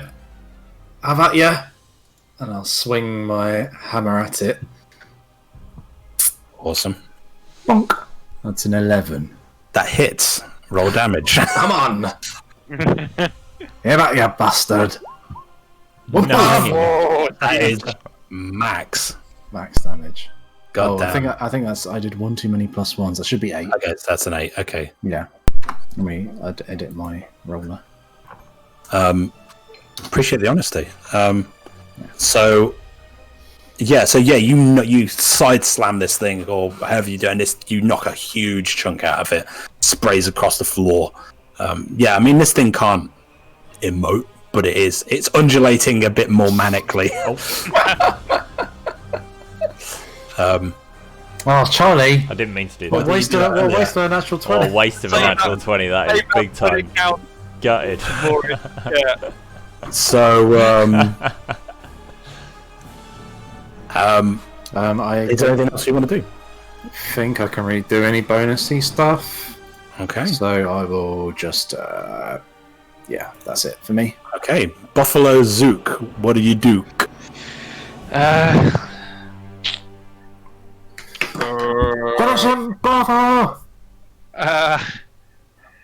think oh my god. Let's see. I think I turned into a fucking goat, man. Okay. So you're going to use your action to turn into a goat? No, I'm not. I don't. Okay. No, I decided against that. I think I'm just thinking. No, I think I So I've just been whopped in the chest. I've just seen Moorish like do, and then Matrix to the left, this part behind the pillar. You know, this gust of wind. I've seen Zeph kind of slam it down. I think I see an opportunity to finish it, so I'm just going to, I'm going to swing with come back in like kind of with my big wooden club and see if I can kind of finish it off. Okay, roll for DiMaggio's. That hits. 22 hits. 7 bludgeoning. 7 goes. Poggers. So you smash another big bit out of it, and it is so I actually I have to manually reduce this in size now. I should have done that previously. Shit, it gets smaller. So it's now almost a quarter as big as it was. Nice. But it is still undulating violently on the floor.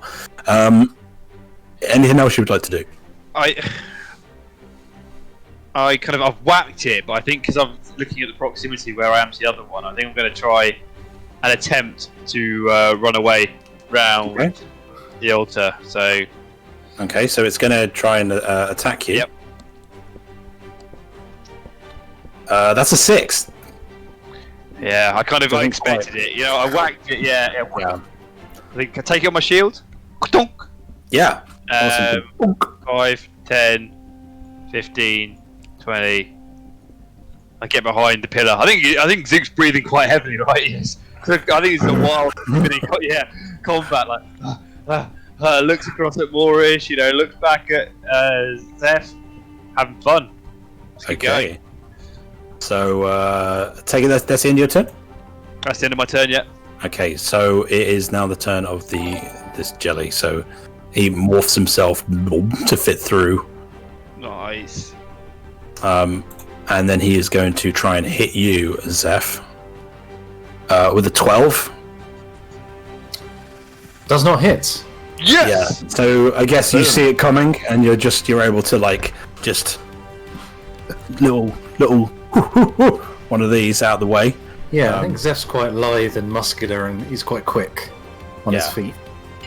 Love it. And now the other one is going to try and hit you as well, because you are the closest thing to it. That is 18. Hits. Okay, so that is 9 bludgeoning and 5 acid damage. Okay, I'm almost dead. So this thing, it's on its last legs, and it just kind of, as you're dodging from the big one, this thing uses all of its energy to smack you down into you. Run away! But that is the end of its turn, and now we're back at the top with Moorish. And another one comes in. No, Moorish, go. That's my trick. Stop that. Okay. How's it feel, Dan? How's it feel? Okay, Moorish pops around the corner, and he points his trident to try and finish the little blob off. Oh, so you go for the little one? Okay, the little cool. one, try and finish it.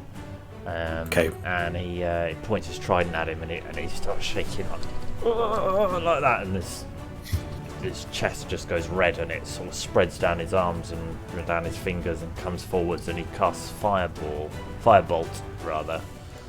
Oh God.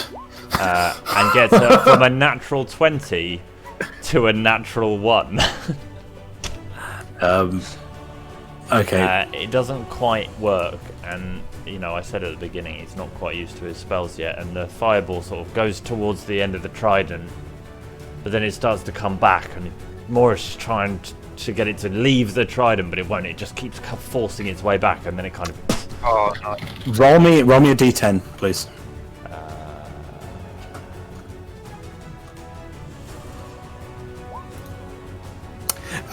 So this spell, you can feel it's not quite coming out, and it feeds back, and it's kind of like semi-burning your hands on the trident, but you manage to subdue the power within and stabilize. Oh, what's happening right now? Nice. Okay, is there anything else you want to do, Moorish? Oh shit. No. Thank you. Okay. Zeph, what would you like to do? I think Not die. yeah. So no, I've seen. Oh no, sorry. Zeph, not Zook. Sorry. I blame you guys for that issue. It was supposed to be whimsy. Now it's just confusing. No. So, Zeph, you're up. I think that he's taking that big hit, and he's immediately stumbling, and feels like he's couldn't take another hit, so he summons up some of his magic reserve, and he casts a spell, and this magical shield appears in front of him, and he casts Shield of Faith himself. Oh, nice. And immediately takes another dodge stance, ready to batter off these two things in front of him, and he's like, I'll hold them back, you finish them off. Okay. So you are concentrating on Shield of Faith? I believe it is concentration 10 minutes, yes. Okay. So dodge action and Shield of Faith calls. That's +2 AC. Cool. So we'll remember that. So Buffalo Zook. So the Zookster's going to. I'm going to run round to. Yeah, I'm going to listen to what Zeph said. So I'm going to run round to the right here, and as I'm running round, I think I'm going to look to my right, and I'm going to cast. I'm going to cast Healing Word on Zook. Okay. Cool. Burn those spell slots, boys. Burn them. I cast at what level? Level 1. Boom. Big heals. Oh, Yeah. me? Yep. Awesome. So I think I slide around, and as I slide to a halt, I like throw some kind of green magic in his direction. With the other hand, I come down and kind of attempt to shillelagh this tiny little. Who is this gnome? I need him in every game. Amazing. That hits. Ah, do you know what? Oh, yes! Zook out! Huge! So you smash this thing and you reduce it down to a little pea. Oh, it's a pea! It's still alive! A little pea size. Is there anything else you would like to do? Can I use my bonus? I've used my bonus action. Can I use my bonus action to eat the pea? No. I think I then go back. Oh, wait, yeah, so 5, 10, yeah, cool. I jump back behind the pillar again. Okay. So it's now the turn of the jelly, the large jelly. He squeezes through the pillars. Ooh. Blub. And he absorbs the other one into him. Oh, Yes. Healing himself very slightly. But now he's going to try and attack you, Zeph. And remember, you have I have disadvantage on this. Boop. That's a 16 with disadvantage. it does not hit. Yeah, good. His attack deflects, like splatters against this magical shield. Just sizzles. Yeah, and that is his entire turn. He's, do you know what? I'm just going to spread him out over. So he spreads out his entire form, going partially up the pillar, enveloping it slightly. Oh, cool. So we are up with Morish. Okay. Moorish dances around to this side now, just cause, and having pissed up his spell and feels a bit silly about it, he just decides to give it another go. So he conjures up the red and he's concentrating. There's no chanting going on with Moorish. It's inside. It's within. He's born with it. It's innate. It's like Harry Potter, you know. So he's Maybelline. And the red starts to come out from his arms. It goes down his fingers and starts to spread out the trident as he tries to cast Firebolt on this glob. Okay. And that hits. Roll damage. A 9 hits. A 9 hits. Amazing. These no things armor have on these fellas. no armor. They're a giant blob. So roll damage. 9 fire. Oh, almost fire max. damage. Very nice. Very nice. So this bolt of fire hits into it, and it goes straight through it, leaving a hole. And it kind of quivers, like almost pain. You would guess, and it the hole reseals. You can't tell if the size is reduced though. Is there anything else you'd like to do? No. Yeah. Okay. So next up we have Zeph. Right. Feeling invigorated from the healing that Zook gave him as he ran past, he is going to go for another attack. He's going to go on the offensive. Do it. That hits. Another 11. So that is 8 bludgeoning damage. full damage again. Nice. So yeah, you smash into this thing, spraying parts of it all over the room. You can now notice is that small enough? Yeah, that's small enough. It's reduced somewhat in size. Is there anything else you'd like to do? No, just like, come and get some, you wee bastard! Buffalo Zook. So Zook is going to do his trick where he runs back round again. And I think as he's running, like, kind of this gas starts to escape from his mouth. and it's kind of it gets more and more kind of, and it's almost like you're going to be sick. And I think as he arrives, he casts poison spray in the direction of the cube. So, So that's DC 13 con save. Okay. yeah. That is a 7. So this thing takes 5 poison damage. Yes, 5 poison damage. Yeah. So this spray goes onto him, and you can see initially it just sits on his form, and you're like, ugh! But then you can see it gets and reduce his size a little bit more, and he kind of wriggles and writhes. He goes flat and really wide, and then pops back up really tall, and then he just kind of reforms, trying to get this shit off of him. Is there anything else you'd like to do? I think again, run back behind the pillar. Where were you? You were here. I was there. Okay, it's going to try and hit you as you run away. Oh, okay.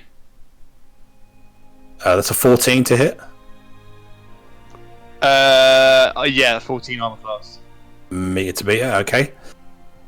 So as you're running, as you like kind of move away, you misjudge its size, and it just lashes out with a tentacle, a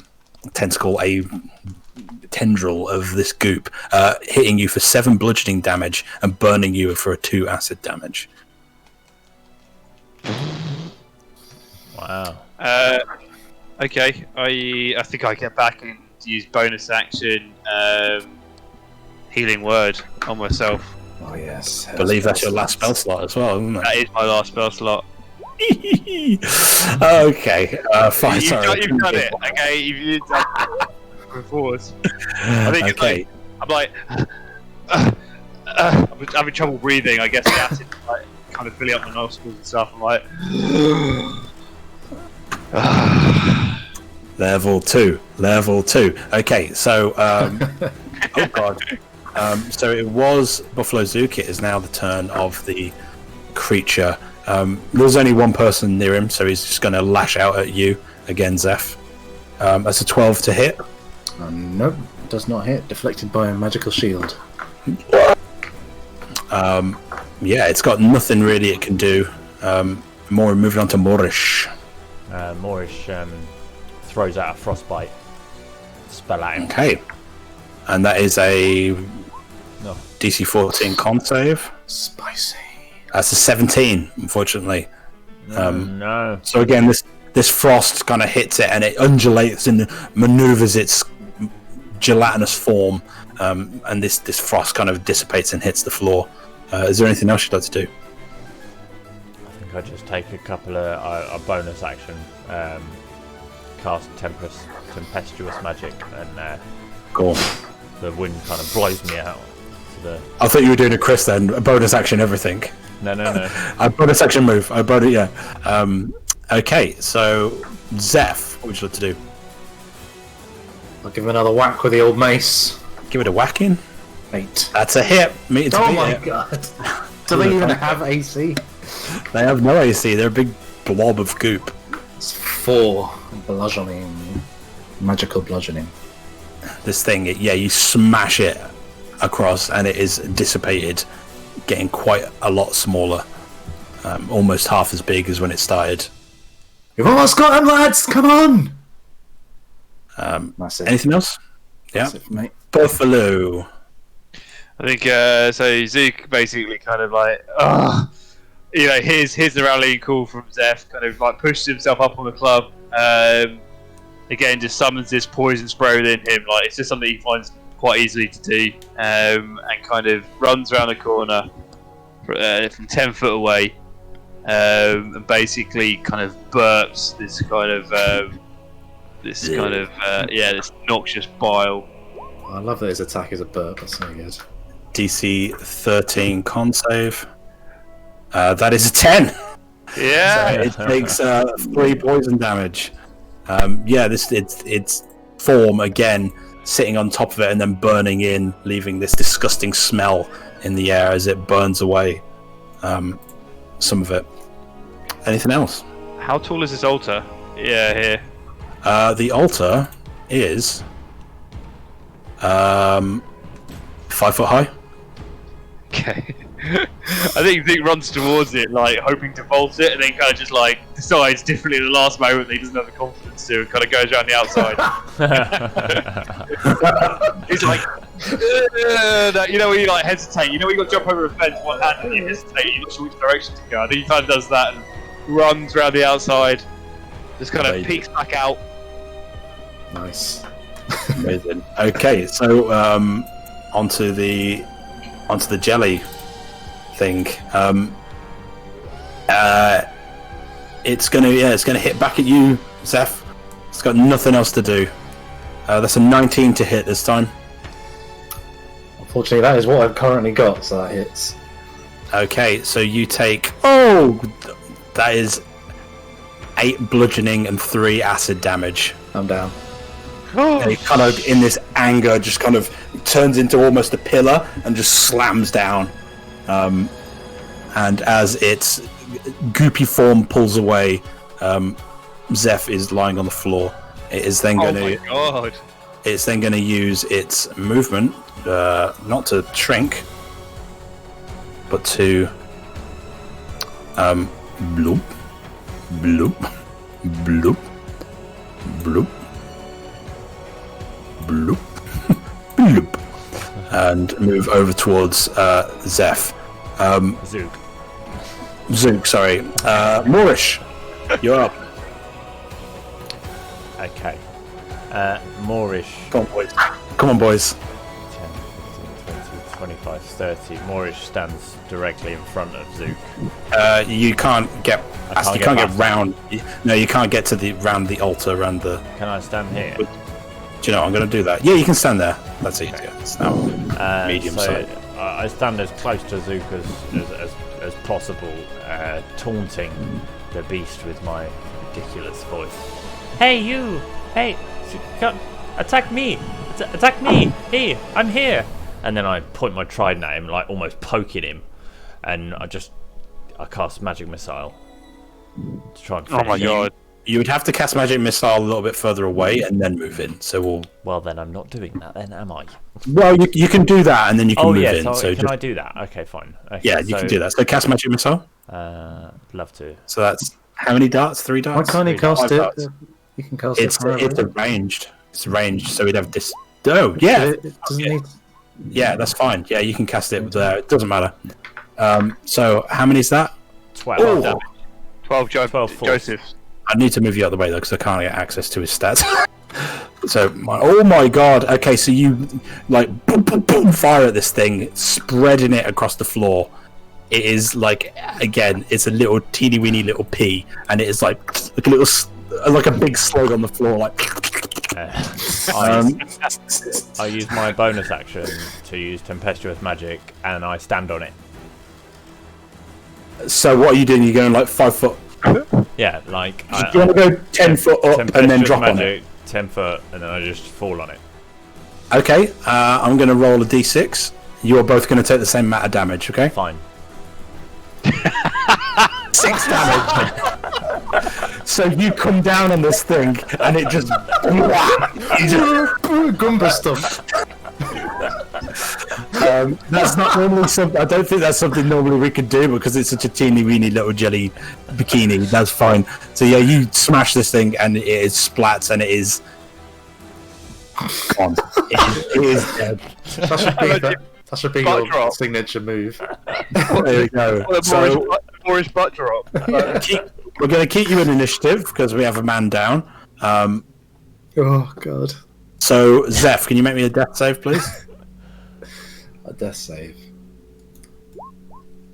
That's a save. Buffalo, you're up. So I guess what's the best thing to do here? Like, I can heal him, or can I stabilize him in person? Can you heal him? I can heal him. I think. I got one spell slot left. No, you haven't. You used animal threat. You used speak with animals, and 2 others.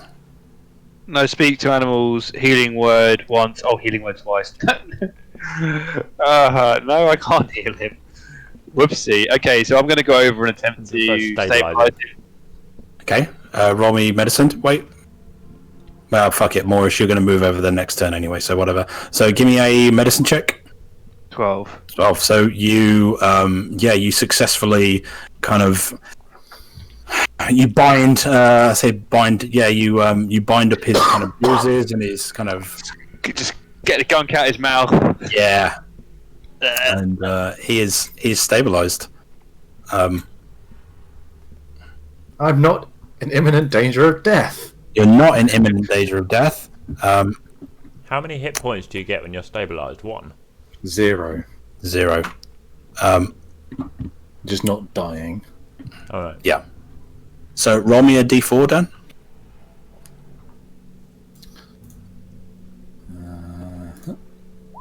Okay. So so he is he's stable. He's not dying, but he's still unconscious. Okay. We should get him back outside, back to Normus Dazzling. Give him some time to recover. Maybe build a fire, keep him comfortable. Yeah, maybe the dwarves will. We vanquished the demons. Perhaps the dwarves will let us stay with them. I assume they're staying there tonight. Norbus Dazzling. Okay, so you guys are calling out you're going to stay with them. So I think now is a good time to just take a quick break. Yeah. Because I erroneously drank almost all of this. So if you out there in Chatland, give us 5-10 minutes, and we'll be back to pick up with the greatest adventurers the world's ever known. We are The smallest but greatest adventurers. Cool. Okay, so we'll See be you back in a bit. shortly. Hit it, Charles. Bye. Hit it.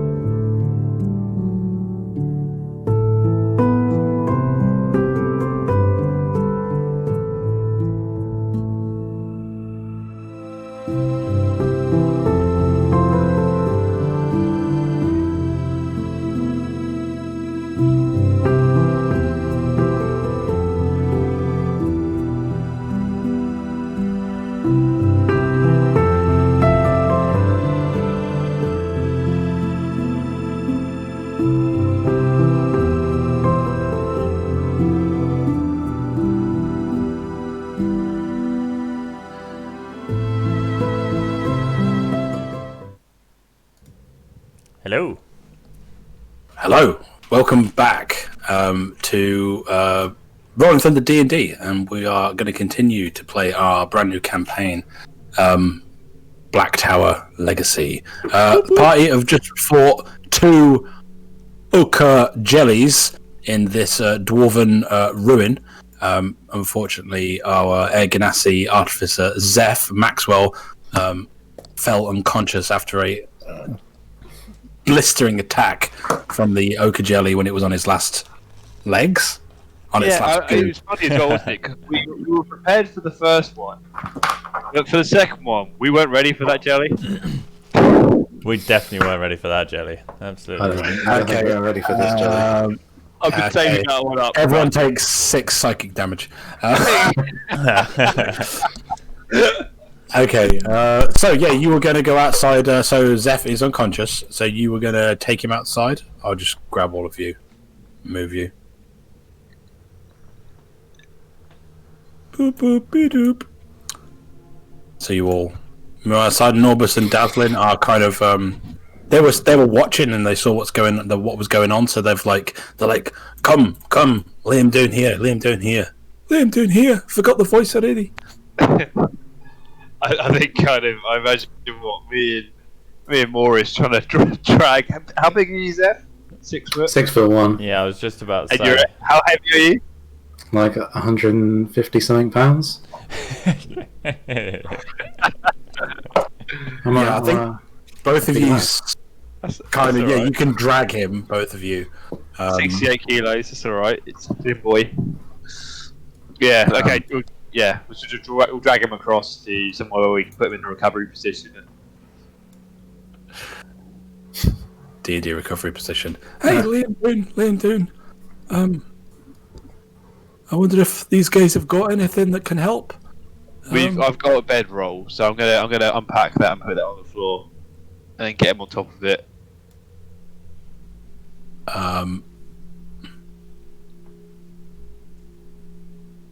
I haven't got a bedroll. No, oh yeah, if you have a bedroll, sorry, you have a bedroll. Sorry, I was reading something. Yeah, no, I'm gonna put the bedroll on the floor. Oh yeah, aye, that's a good idea. So yeah, you lay him down on the bedroll, and yeah. I'm sorry, I don't have any medical experience or equipment. It's okay. It's okay, guys. I think he needs to rest up. Let's just. Sorry, I've lost my accent. Let's just leave him here. I'm sure, given time, he'll wake up.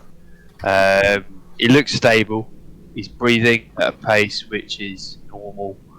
I think between kind of now and the next kind of 4 hours or so, we should see him again.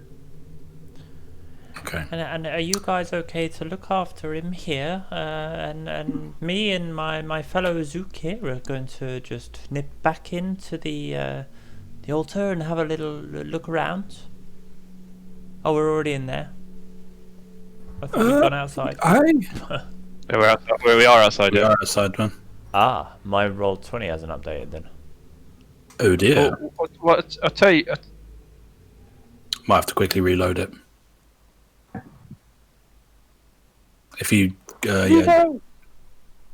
So I'm thinking that kind of maybe Morris and maybe Norbus or Dazzlin go in and just check out the kind of the filled room and the altar, because they were saying that they kind of understand Dwarvish and they can kind of look for hidden altars and stuff, hidden passages. I'll stay out with one of the others and just kind of look after. Okay, sure. This is what I'm thinking. Like Morris, Charlie, you okay with that? Yeah, it's fine. Sorry, I was just resorting out the roll 20. So man, you can just move to the other scene if you want while you're sorting that out. Yeah. So you're going to stay out here with Norbus and Dazzlin. Well, I think I'm going to stay out here with Zeph and one of the dwarves, and I will suggest to the other dwarves, like, look, gentlemen, it's clear now inside of there. You mentioned that you might be able to help us find some treasure or look around. We haven't taken a proper look, so maybe you can go in there with my friend Morris here, who's our Blacktower League franchisee horde master. to make sure that we get our fair due associated with this, but also to check whether or not there's any hidden doors or any traps that you kind of promised that you might be able to look at for us.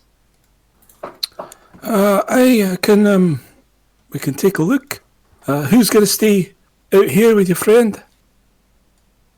Well, I will stay out here with my friend. Why don't you two go inside with my friend Moorish here, the giant angry fish guy who casts amazingly dangerous spells with his trident, so don't do anything naughty. Inside and take a look. Okay, we can. Are you sure it's safe in there? Oh yes, perfectly safe. We can go in there and have a little look, see what's what. Okay then. Yeah. So if you guys, so you want to go in, Moorish with Dazzlin and Norbus? Yeah, I'll go in with. Would you mind moving my token? Of course, that's not a problem. Thank you. Well, yeah, you're doing Streamlab stuff, I take I it. certainly am. Yeah. Thank you, Charlie. We appreciate it, man. Everything stops working when it's fine. Yeah, Roll20 is a when it does that, it does have its moments. Oh, Roll20 is a little bitch. Is that what you say? No, Roll20 is great, and if they want to sponsor this, then that'd be great. So yeah, you go in. I mean, these guys, they're going to go around and looking in corners and things. Let me see. Do they have? What can they do?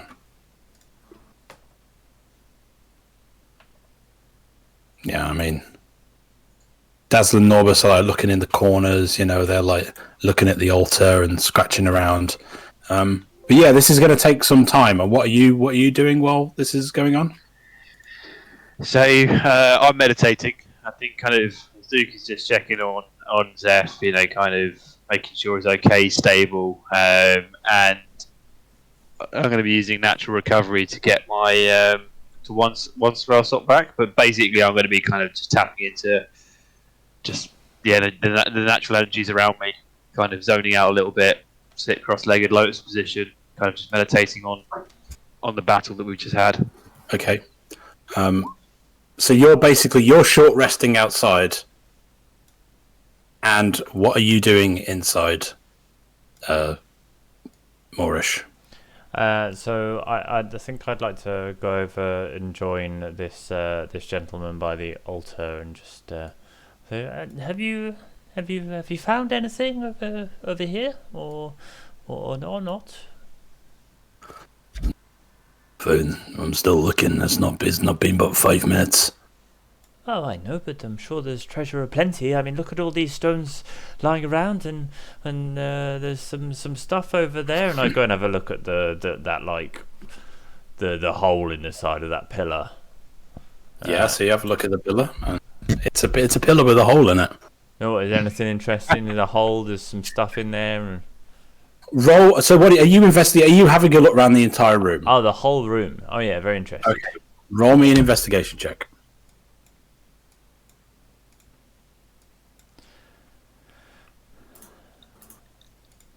Or I can roll it for you if you... Okay, so 18. Okay. So you scour, and you're looking for treasure, yeah?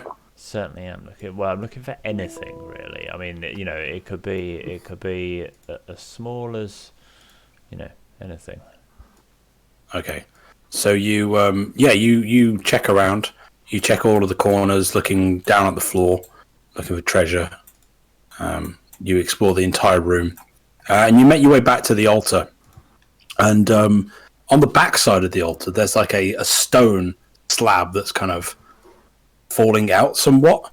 And you give it a cursory poke, and the slab falls off, revealing a small hole beneath the altar, which contains. So when this stone slab opens, it flops down onto the floor, and a number of dwarf skulls come tumbling out. But at the bottom, inside the cavity, in this coffer, you see a little, fairly large, about yay big, bag, and the top is slightly open, revealing something shiny inside. Takes the skull, walks away. Land treasure. Crystal skull. I pull out the shiny thing. Okay, you pull out the little. It's like a very old leather bag with a little string tie, and inside, you you open it out on the altar, and you find 15 gemstones. I toss them over my shoulder. No. And Daslin, who is in front of you, is like, "That's quite a find," and he kind of fingers them, and he's like, "Yeah,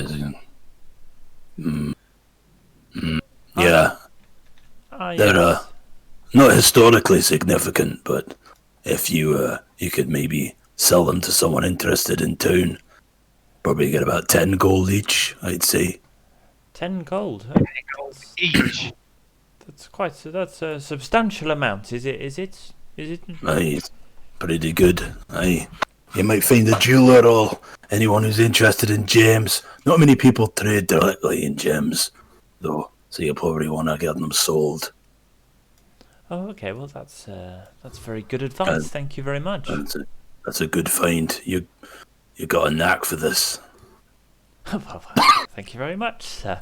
I haven't been here long, but I'm doing my best to do what I can to find the treasure. I need to look after it, you see.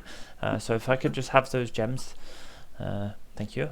And I'll put them in my bag and make a record of them. What have we got? What gems are there? Gems, miscellaneous gems. Miscellaneous red, gems. green. Cool. Yeah. Red, Green, blue. orange, blue. Yeah, all the colours. They are not precious though. They are semi-precious gems. So you're looking at like garnet and things like that. Don't quote me on that. I know D&D has exact like numbers for different gems. They're just worth 10 gold each, roughly, according to Dazzlin. So that takes you about an hour. Jump back over to outside. So, Buffalo Zook, you have spent an hour magical energy, sitting, meditation, and communing. So you've taken your short rest. Yep. You regain 8 health for a hit die. Yep. Zeph is still not awake. Yeah, I think I open my eye at this point after an hour to check his temperature. Stroke his hair, make sure he's okay. Yeah, he's stable. He doesn't feel warm. He doesn't feel feverish. He's just sleepy time. Yeah, I think I'm gonna kind of yell back in and be like, "Morish, Norbus, Daslin." Yes, coming. We're just looking around. We found some shiny stones. Hey, we're gonna stay in here and investigate. Hey, we're gonna just keep looking. I said, the place is full. I'm sure there's some secret ways we can go in here.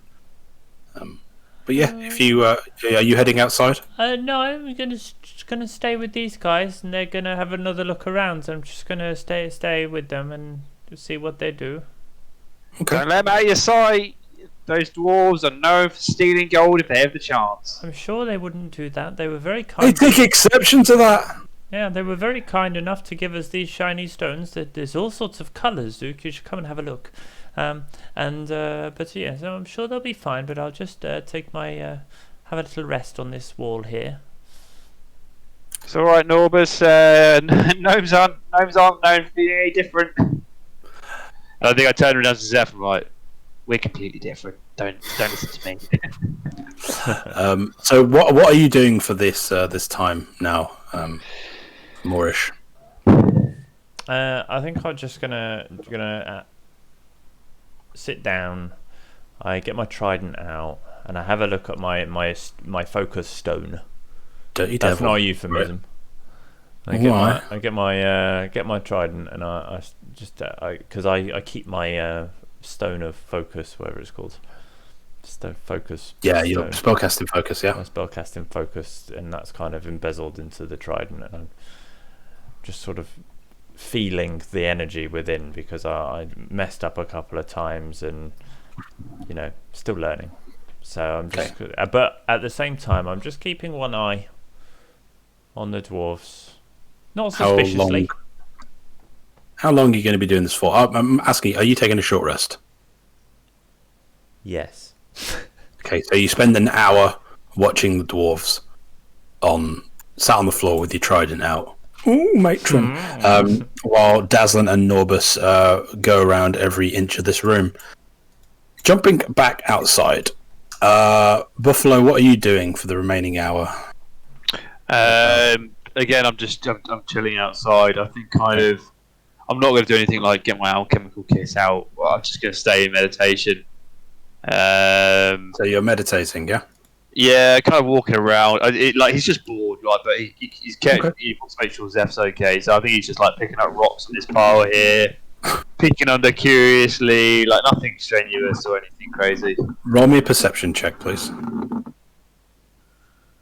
Oh.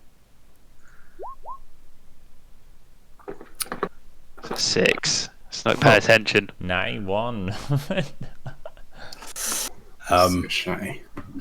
Yeah, so while you're kind of kicking around, you hear stones dropping over in this direction, and as you look up, you swear you see a shadow move in the torchlight.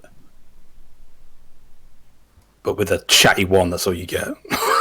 Did you make that sound? There was definitely a sound. What sound? It was like, okay. I heard it. What are you talking about? I think he double takes. He's just takes his monocle out and just tired. He hasn't been in battle for a long time. He's sweaty. He stinks. His mouth tastes of fucking poison. He's just been burping it up in front of his slime. He goes back. Moorish, you found anything? I think it's about time we got back outside. We got the shiny stones. You said that an hour ago. Guys, have you found anything else while you've been looking around? So it's been about half an hour since you started your rest. So you've not fully got a full rest, short rest yet. And Dazzlin and Norbus are you were just you got to comb every inch of the walls for the secret doors. No, we don't find anything yet. Okay, well, I'm going to go and join Zook, okay? But you guys keep looking, and it's perfectly safe, I'm sure. There's only one entrance, and we're the way there, so we'll be back shortly. And Okay. I leave the room and join Zook. Okay. So you go outside. I think I'm going to cast my my spell slot that I got back from my natural recovery on Zeph to wake him up. I'm getting a bit worried now. He's been out for longer than an hour. I feel like I've just got a little bit more in that energy from me that I've absorbed from the ground and the rocks and stuff. So I'm gonna kind of kneel down in front of him, put my hand on his chest, and cast Healing Word. I'll attempt to cast Healing Word. Why wasn't Healing Word? Oh, passport level 1. 4, 7 points. Nice. There you go. Spring to consciousness. Bug on me. What? Oi. Oh. My head. What happened? Oh. Well, we killed the water blobs. Oh, yeah. I fell on one. I mean that's actually true. Zook actually killed one of the big slimy boys with his butt. Zook, Aye? you. Sorry, Moorish. Everyone's Zook now. Zook and Zeph and Moorish. Moorish killed one of them with his butt. Wow. You've been out for about an hour and a half, Zeph. Well, I feel great. I don't know about you, fellas. All ready to go. He gets up, really obviously not looking ready to go. Maybe uses his mace to get to his feet. Right. Well, yeah, I think kind of by this point you're set up right, so you're about the same size as me. Well, friend. Let's not be too hasty here. We've all been through a lot. Maybe you should rest up a little bit longer. The dwarves are checking out inside. Morris has found some potential treasure. I get them out and I show you. Right, look what we found. I pick them up and I'm like, yeah, this is worth a few bob. Okay, that's enough. Give them back. I'll put them away. Yeah, you take care of that. I'll them make back. a note. Pull out a bit of paper and like scribble something down. I don't know about you guys, but I'm getting a feeling. I think we should attempt to leave soon. I think we've done our due diligence. We've got our signed documancer. We've officially warned the dwarves. We've got quite a few bob, as you said, in gems. I think it's about time that we took our leave. Oh, wait. Before we go, help me up. Oh. Trying to help you up, like. Put my hand on your head, like. Yeah, like. Okay. Let me have a quick look around this room, see if I can find anything. There's got to be something in here. There's that room that's collapsed. I'm sure there's another way to get in there. Sure of it. Come on, give us a hand. And I trudge wearily back into the room. Ugh. Can I guess? Seriously, sir. Morris has checked this. Well, can't help to have another look.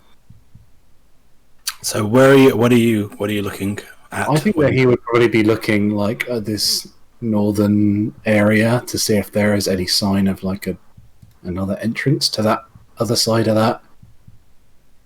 Yeah. So roll investigation for me. Oh God, please be good. Oh my God. It's not updated for me. Neither me. It's 9. 9. Are you doing it on your own, or is anyone helping? I've got it now. Yeah, no, I'd be helping. I think half-heartedly helping, but still helping. I'm like, Roll again. Then there we go. 18. I'm like, seriously, what are you looking for? Like here, bam, bam. What are you actually looking for? Trust me. I got an eye for detail. So Zeph, yeah, you're kind of like checking every corner. You know which direction roughly this thing went, so you're like going through, and then you come to here, and you can just feel something unusual. All the stone is flat, but then you can feel a very distinct notch. It's filled with dust and other, crap from all the years. Really descriptive word at 11:15 at night. And you run your fingers down it, and it is a seam. Norbus looks over. He's kind of watching you, and he's like, "Oh, give it a push about." And he kind of aims like with his hands, like about in front of him, so it's a little bit lower than you. So you have to low down. Right, okay. Right. Give it a push. Okay. Give it a push and Pushing. hey, wait a second. And he looks around, and then he kind of touches another bit of the door, and it it begins to kind of as he touches it, and it moves sideways, revealing a. Told ya. Got good eyes, me. Oh yes, Oh. that's very impressive. The two dwarfs couldn't find it themselves. They're in the room, Morris. Keep your voice down, right? Well, Hey, just I mean- being honest. Yeah, neither did you, Morris. Just being honest. I mean, to be honest, I get caught up in the details. And Dazzling, I think he's more here just for my protection. But you've done well. You found one of the secret ways. Now, I am going to back off over here with Dazzling. I'm gonna fuck off. Let you go. Yeah. Because I have no idea what is down there. Well, why don't I let one of you two do the honour? And how are we looking there? Is it like a small door? Is it full sized? It is. Yeah, it's probably about 5 foot high. Okay, so I'd be like, Yeah, you have to yeah. dip under it. But the actual corridor is about 6 foot. So you'd probably still be slouching a little bit, but. Okay. So what are you doing, gentlemen? Since we found it, we may as well. So scared. I think I'll propose to the group. I think I should scout ahead in a form which is less likely to draw attention. From a dwarven crypt which has been underground for a long time. You're going to turn into another horse, are you? Exactly, but this horse has 8 legs and is actually called a spider. A very small horse. So you are. Yeah, and I just shake my head, and I think I cast shapeshift, and I basically turn into a spider. Boop! Oh, there I am. Look how cute I am. You're a lot smaller than that, but there's no point in making a teeny tiny token. Yeah, and I think I'm going to climb in. I'm going to climb up the walls, climb along the ceiling. So now I'm upside down, and I think I'm grumbling to myself as well. Zeph and his jokes. Seriously, I'm turning into a spider. I can't believe, this is. So I think the first thing I'm going to do is look down this. As a note to everyone else, they hear nothing. Okay. Yeah. Okay. Cool. Well, just my little spider voice. Yeah. So you round the corner and you can indeed see the collapsed tunnel, the other end of this collapsed tunnel that was found earlier, and then ahead of you down this corridor you see a door. Oh fuck. Okay. I go back. So this is all in the space of what takes kind of spider 2 minutes to go down there. Down the hall, like. Yeah. And I think kind of I can't come back and I crawl up Zeph's leg. How big am I? Am I like a? You're tiny. Yeah. I crawl You're like up. a spider. Like. Well. I crawl up Zeph's leg and I crawl onto your hand, onto your mace, top of your mace. Hi. I'm just point. Oh, that way, huh? Yeah. What is it, lassie? What is it? Is the boy? Is the boy what? Woof, Give me- trapped in a give well? me a- What? Give me a performance check to see how well this is communicated, because you're a teeny weeny little spider. I think I'm with one leg. Yeah, so I think from that, I mean, you are a teeny tiny little spider, but it is good enough that, yeah, Zeph, you're like, it just looks like it's moving. Like, spider's just doing its natural movements, but then you catch occasionally it does it kind of stands up and and you're like, okay, I guess, right? Okay. So, yeah. Is that Zook on your mace there? Oh yeah. That's the fella there. Just hold it out into his face, yeah. And what did he say? I think he's saying that we want to go to the right down this corridor. Well, I'll head in first because you're Okay. a little worse for wear. Brave fella. I head in. There's nowhere to go on the left.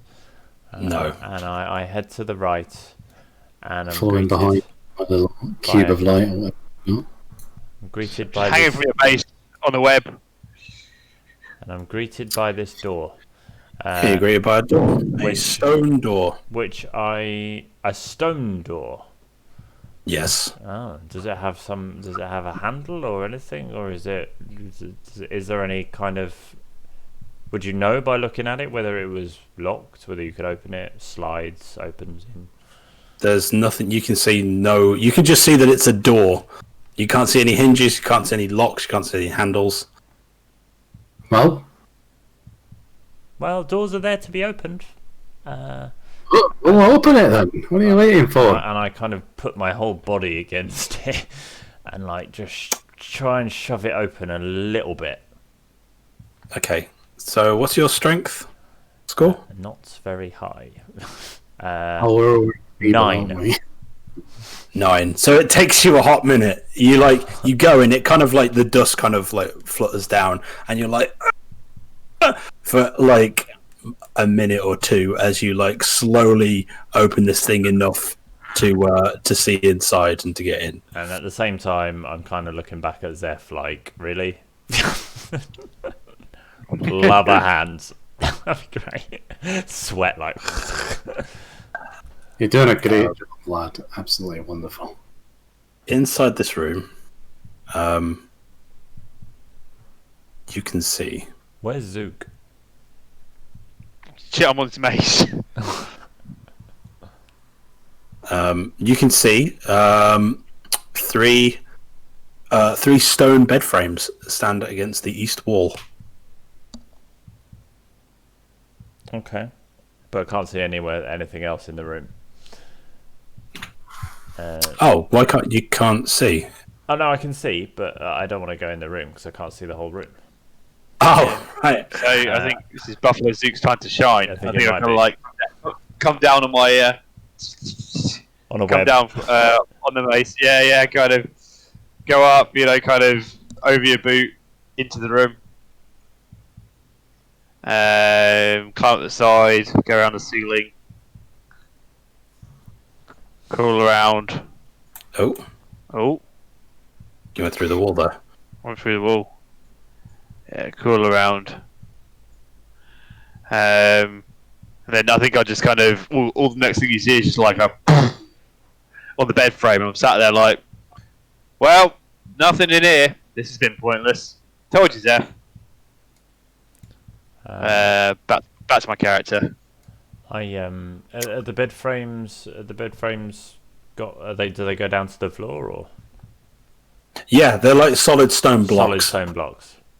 Yeah, basically, they don't look very comfortable. Zeph, could you come in here and have a little look and see if you can see anything that we're not seeing, because it looks like a dead end. Do I have to do everything? I mean, it's technically the thing that I'm good at, investing in. All right, well, I'll have a look, see what anything particular catch your eye. Maybe these beds. Yeah, so I think let's we're here. We might as well check it out. Yeah, so I think it's going to kind of help. He's going to look around the beds. Okay. Zeph, yeah, so 17. Are you looking around the beds in particular, or are you just looking kind of everywhere? I think, yeah, generally, because he's not really sure what he's looking for. Yeah, I mean, you look around the beds and they're kind of like, as I said, they're stone blocks. They're very, very uncomfortable looking. There's barely any carvings into them. Yeah, you spend a couple of minutes looking around the beds and it's just whatever. So your attention goes to the walls and you kind of run your hand along the walls again. And when you get to here, you feel another groove.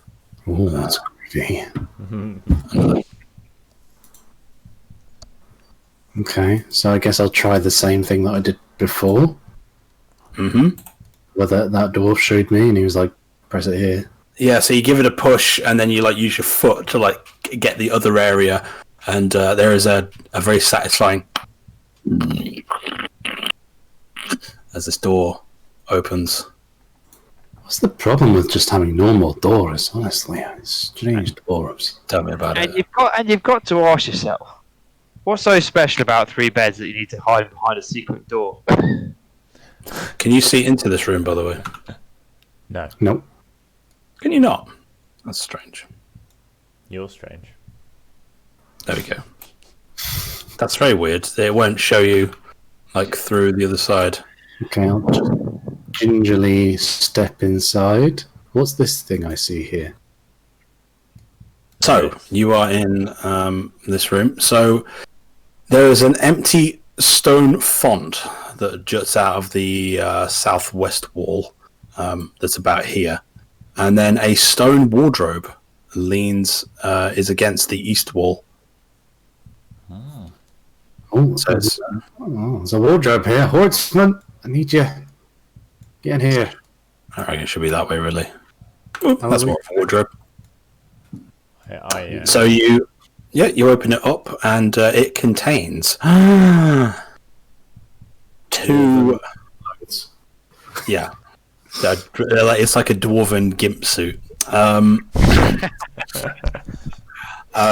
You find three. Sorry, not two. You find three suits of red leather armor. One of which is almost completely rotten. The other two are in remarkably good condition, weirdly enough. And this red leather armor, is adorned with like gold studs and buttons all over it. So it is essentially two suits of studded leather armor, but it has some potential additional value because it is gold. Okay. Excuse me. Is anyone proficient in religion? No. In religion. Nope. No, history and arcana. Does that help?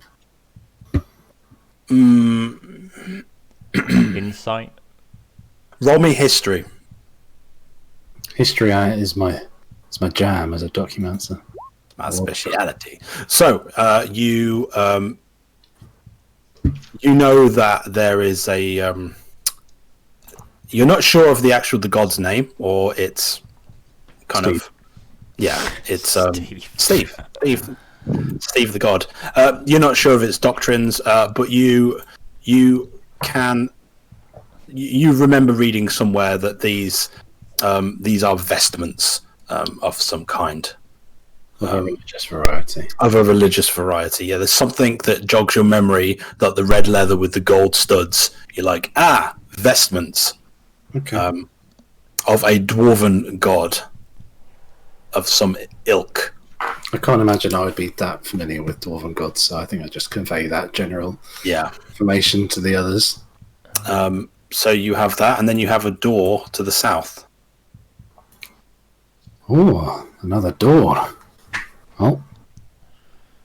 Guess we'll give it a wee push. Okay. I will lean my shoulder into it and see if it moves gently at first. Yeah, I think you've got above average strength, haven't you? So this thing, is quite a lot quicker than it was for a skinny wet boy, water boy. I take those leather thingies, by the way, out of the wardrobe. You take them? Okay. So mark down 2 studded leather armor ×2 with gold studs. Studded leather arm with gold studs. Yeah. For some reason, it doesn't want to show you what's beyond this point. Strange. But as you look in... Oh, there we go. Oh, it's because it's like half on the grid. That's like a half square. Chiz rolled 20. So you move through the door, and there is a short corridor. In front of you is another stone door, which is actually ajar already, but you can't see through it for one reason or another. It's not ajar. Yeah, you can't. Oh, ajar! Hey! So you can see. I'm going to put you in there because it's just. Oh, there's like another little mini room. That's really strange. Anyway, so you can see through, and you can see that it's another collapsed hallway. Or a collapsed room. You are starting to roll me an intelligence check.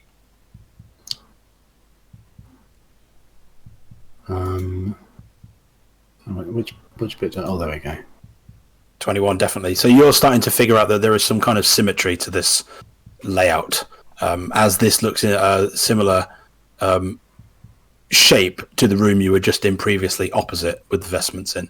But there is nothing in here but a skeleton. Anything on the skeleton? There is indeed.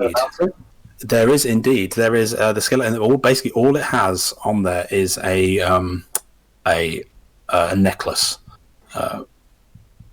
Very nice looking silver necklace. That is a tiny jeweled dagger on a silver chain.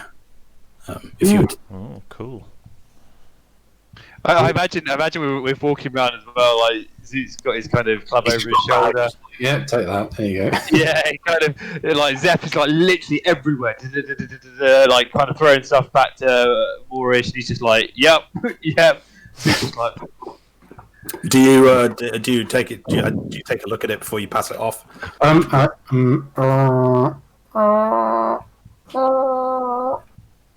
Do you even take it? I'll be like, why don't you just grab that there? It looks like a good treasure.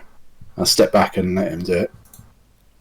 Yeah, no problem. I walk over and I grab the treasure and I take it off the skeleton and I have a good look at it. imagine Moorish puts a skeleton in his bag. Yeah, okay, I'll take the land treasure. This is what they look like without skin. Yeah. So as you take this chain, it snaps the spine and the skull rolls off around the onto the floor. And this is a tiny silver dagger with a jewel. And on the back of it, there's some. Do you speak Dwarvish, perchance? No. But so there's some Dwarvish runes. But on I the back. say, there's some inscription on this necklace. It's some kind of runes. Maybe one of you fellows can decipher it. And I pass the necklace to Zeph. Oh God, I didn't pick my languages. Classic. So I'm I don't know Dwarvish. Yeah. So pass it here. Oh yeah, this is Dwarvish, very similar to Gnomish. And I read it out loud. It has so there's one symbol that says Abathor, and then below it has the phrase "Greed is good." Abathor, greed is good. Yeah. Do you know what? I like the sound of that. So while you're investigating this dagger and you're having a look, Zeph, you here you can see the outline of a door, of a secret door, quite easily because this is the other side. But back here where the tunnel has collapsed, something catches your eye. There's a slight glow coming from the other side of this rubble. You can see a soft green glow coming from little gaps in the rubble. Yeah. Okay, I'll cautiously approach and maybe poke the rubble aside with my hammer. Yeah, you poke it, so it comes away quite easily. I think with your kind of passive intelligence, you think you could probably, if you put your minds to it, you could probably shift this rubble. The general structure of the corridor looks pretty good, but it might take a while. I can give you an estimate. If you want to roll intelligence, you might get an estimate. 16. Okay, so you think it would take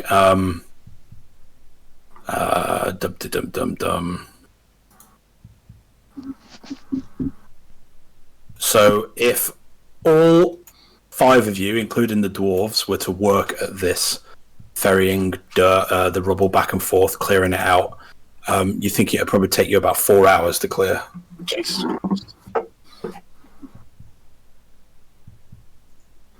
I will.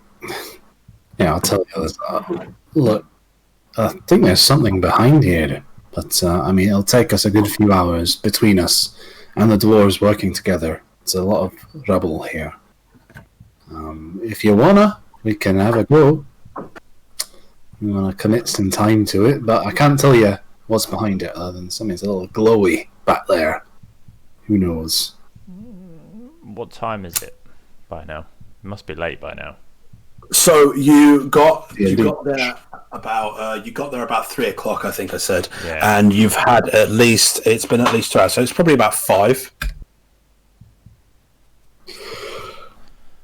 You get it done before bedtime? Yeah, get it done before bedtime. Yeah. Zook, roll me survival, please. No. So coming in and I guess you're all in this corridor, even though it is awkward because it is on half a grid. With Zeph pointing out, it takes you time. You look and you see the soft green glow coming through these gaps. You reckon you could fit through there? as a spider, you think? Oh, do you have any spider uses left? I do. Yeah, I got them back on a short rest, so I've got one left. I didn't get a short rest, did I? In the end, I got half. No, you didn't. Got half. You got half a short rest. You didn't get.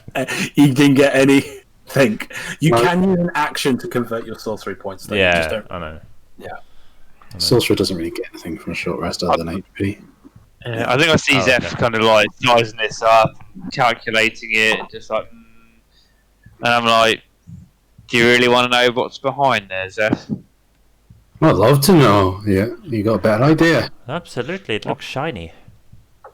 I could probably fit through that gap, but Oh, that's I right. think from personal experience, green glows are generally good life magic or bad poison magic. So That's a 50-50, right? What could go wrong in these dark dwarven ruins? We're here for shiny earth treasure, and there's shiny earth treasure behind this rubble. Zook, and you're the only one who can fit through. I think I was just like walking towards it, like I don't even know why I bother, and I hold my kind of club up, and it just like glows green for a flash, and like just kind of like just become this like tiny little spider. In the air, just goes. Yeah. And my clothes and my monocle just go fall to the ground. My club imbues with me, and actually, I lose my backpack and my shield as well. So Doesn't it transform with you? I can I decide hope what so. I want. Otherwise, when you just want to go transform full back naked.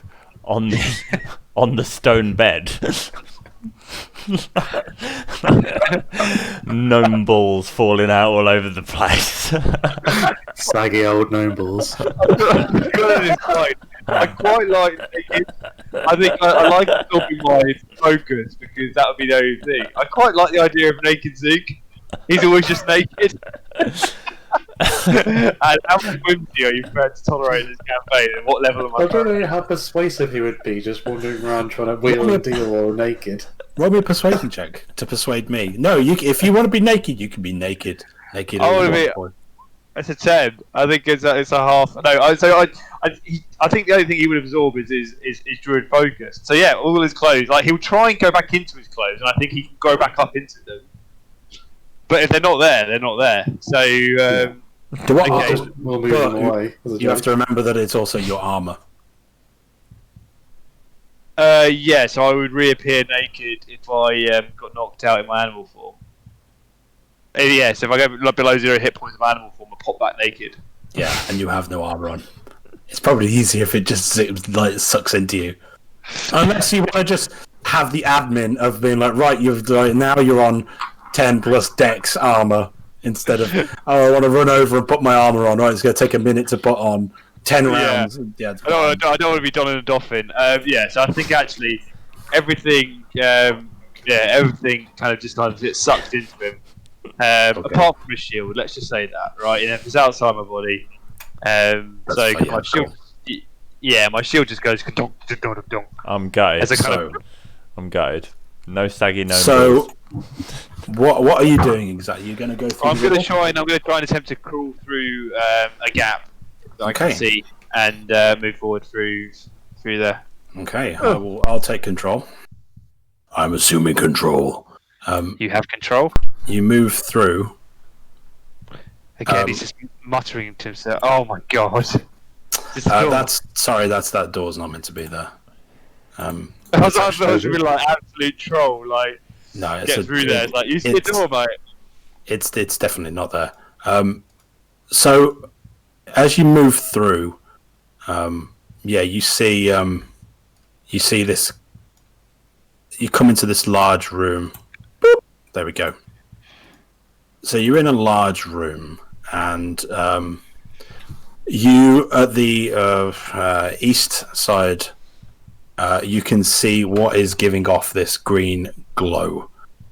There is a large statue, partially broken, partially tumbled down, a dwarf with horns, and it stares at what's in its hand, which is a big green gem, like a schoolboy's head.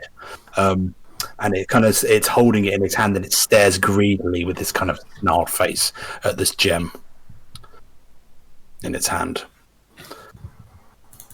There are some other, there's some tumbled down ruin, rubble and things. But there's no collapsed areas. Yeah.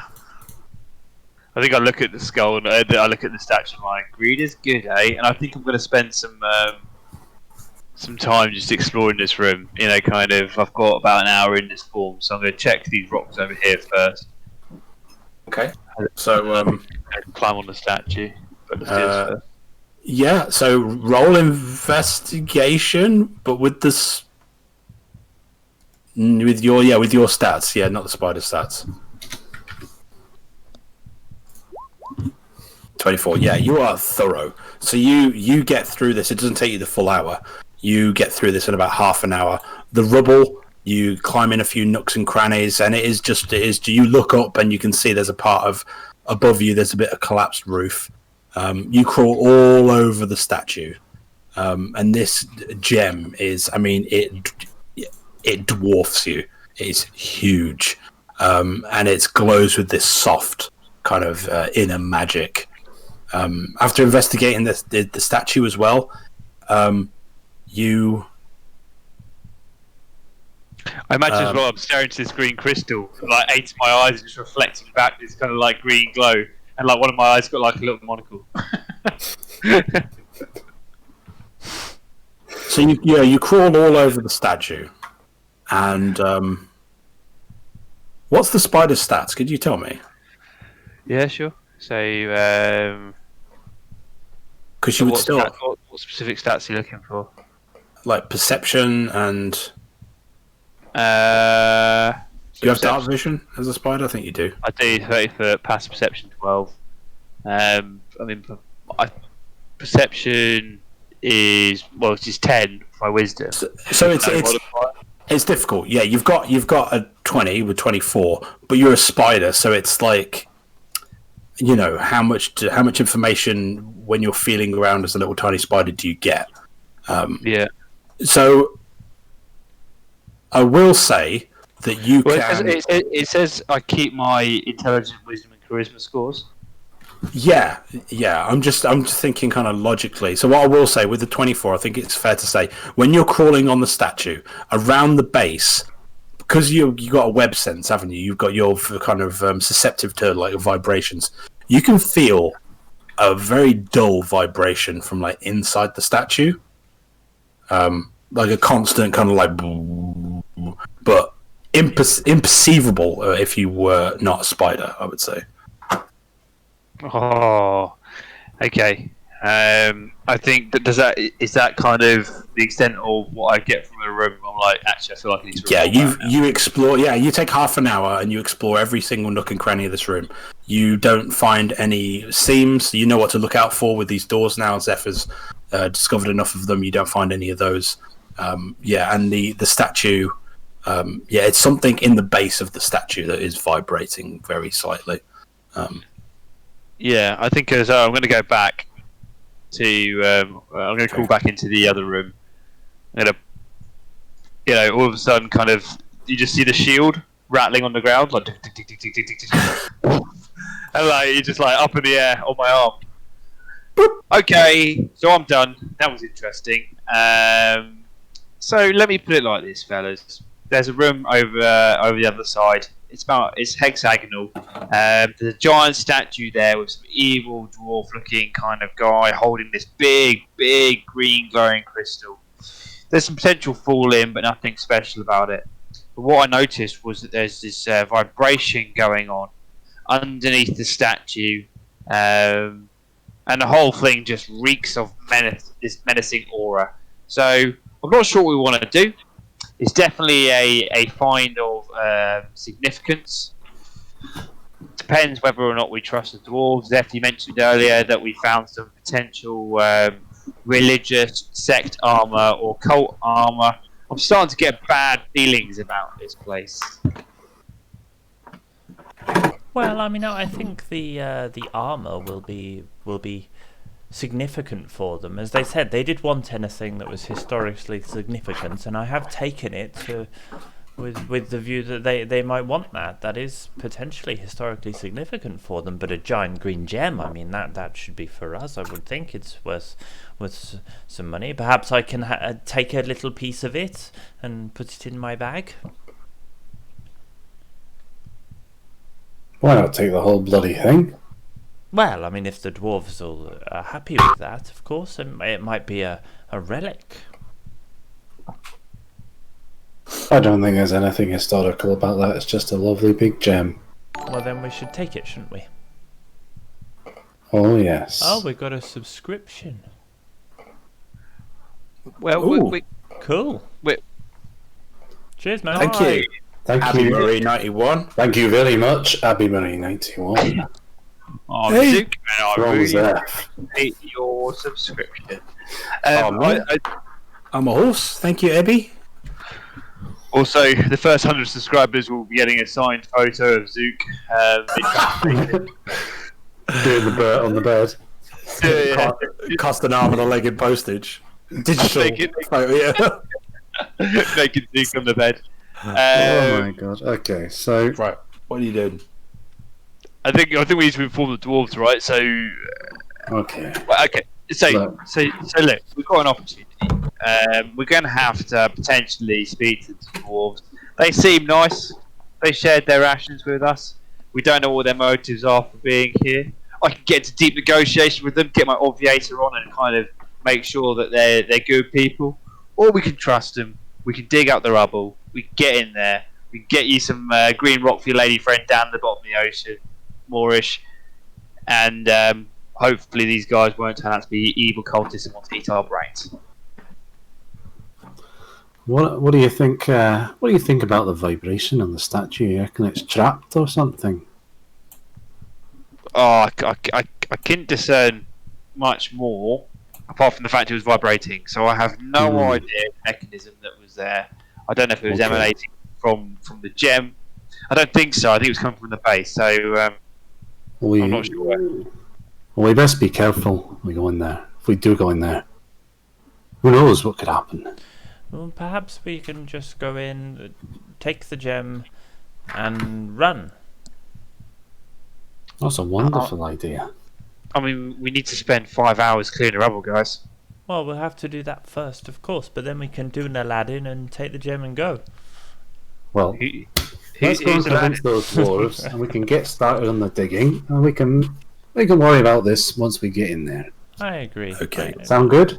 Oh, yeah, absolutely. So you're going to go back and tell the dwarves what exactly?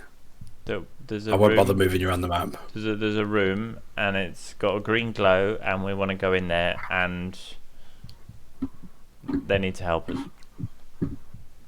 Okay. They so they both like, hey, sounds historically significant. Let's get going. So they bring their pickaxes and their shovels, and they seem very eager. So I've yeah. just started what's historically significant, like patting my mace into my hand. So yeah, so you guys are just spending like 4 or 5 hours clearing this rubble. Yeah. Yes, that is what we're doing. DM. Okay, cool. Good to know. I'm going to do something quickly, just boop, boop, so I don't have to worry so much. Oh, of course, that's there. So Oh, this is snug. Oh my. Yeah, Get the so impression Zook's pretty lazy as well. I like as we're clearing this, I'm just like, oh, Zook could be like. So like, if that's what you get, come on, get out of the way. Let me do it for you. Yeah. So the Norbus and Dazzler are the first to break through. I was trying to give you a corridor of clear space, but it looks like Oh no, I'm back to blackness. How's that happened? are you? Oh yeah, you've gone into a wall. So bear with me. This is ridiculous. I'm going to fix this now. 1, 2, 3, 4, 5, 6, 7. 1, 2, 3, 4. Okay, so they are the first to break through into this corridor, which I will show you. Into this room from the corridor that you've just created. Get out of the way, you. Boop. Okay. Ooh. Right, what can you see? Can you see anything? No, you can't, so I'm gonna... there you go,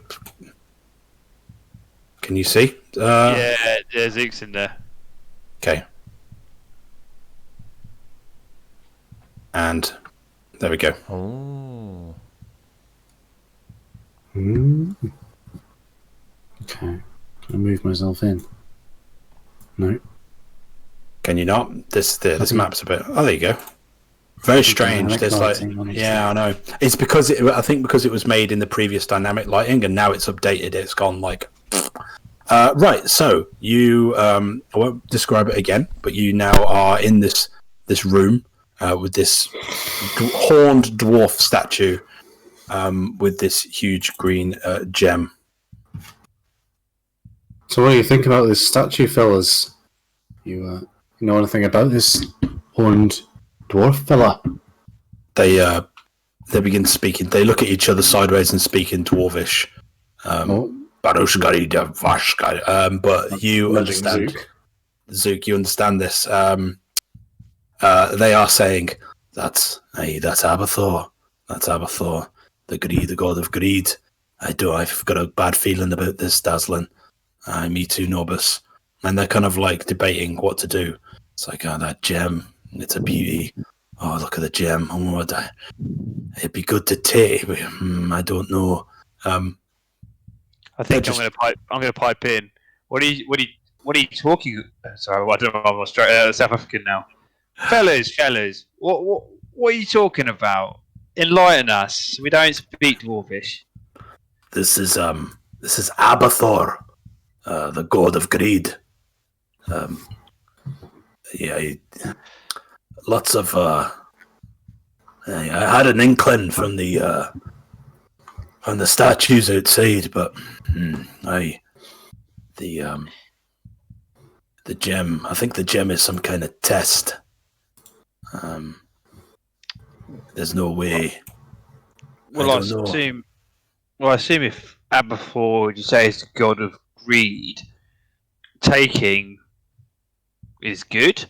So I mean, if we potentially take this big, I'm like looking up at it, big crystal here, that's maybe a good thing. That's my thinking as well. His a mantra was greed is good. So I mean, I don't know if there's some kind of appeasement or I don't know. If you I certainly am not in the mood to take it. I think I would like to investigate the statue and like behind it in the base to see if there's any indication it's trapped or something. Okay, so give me an investigation roll. Kind of going behind. Oh no, you're outside the map, so you're kind of like there. 12. Yeah, so you kind of like you're thinking like there's something afoot here. So and with the information that Zook gave you, you kind of again run your fingers all over it, give it a damn good looking over, and you spend a second and you put your ear to the base, and you can barely feel a vibration, but you can't. The statue itself, you can't sense. You can't see any triggers, any tripwires, any buttons, anything like a traditional trap. Yeah, aye, there's definitely some kind of vibration underneath it, or something like Zook said, but I don't know what it means. But there's definitely something more to it than just a statue with a gem. And I don't know what to suggest, fellas.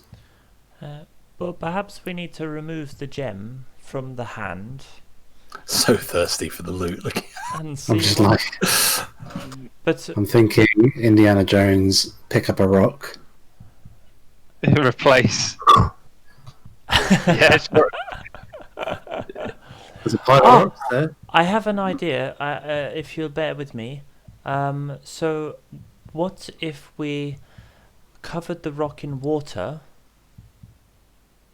And then I can freeze the water, which will lift the gem off the hand and replace it with the ice from the water, thus removing the gem from the hand and replacing it with a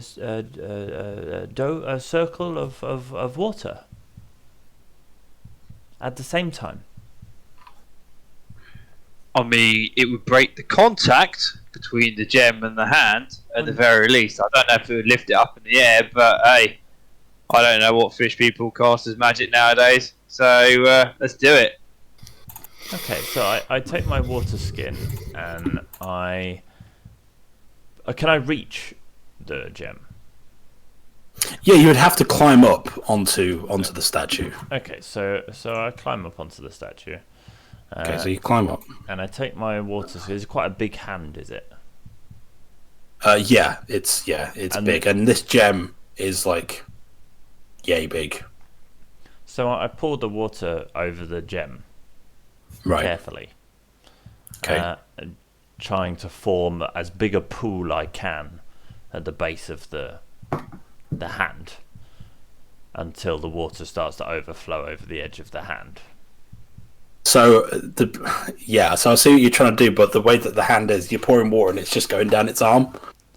It's not like a pool is going to form there. It's kind of holding this gem, and it's kind of coming off of. It's just going down and off of it. Okay, I get a bit frustrated because I realise it's not working, so I just bat it off the hand.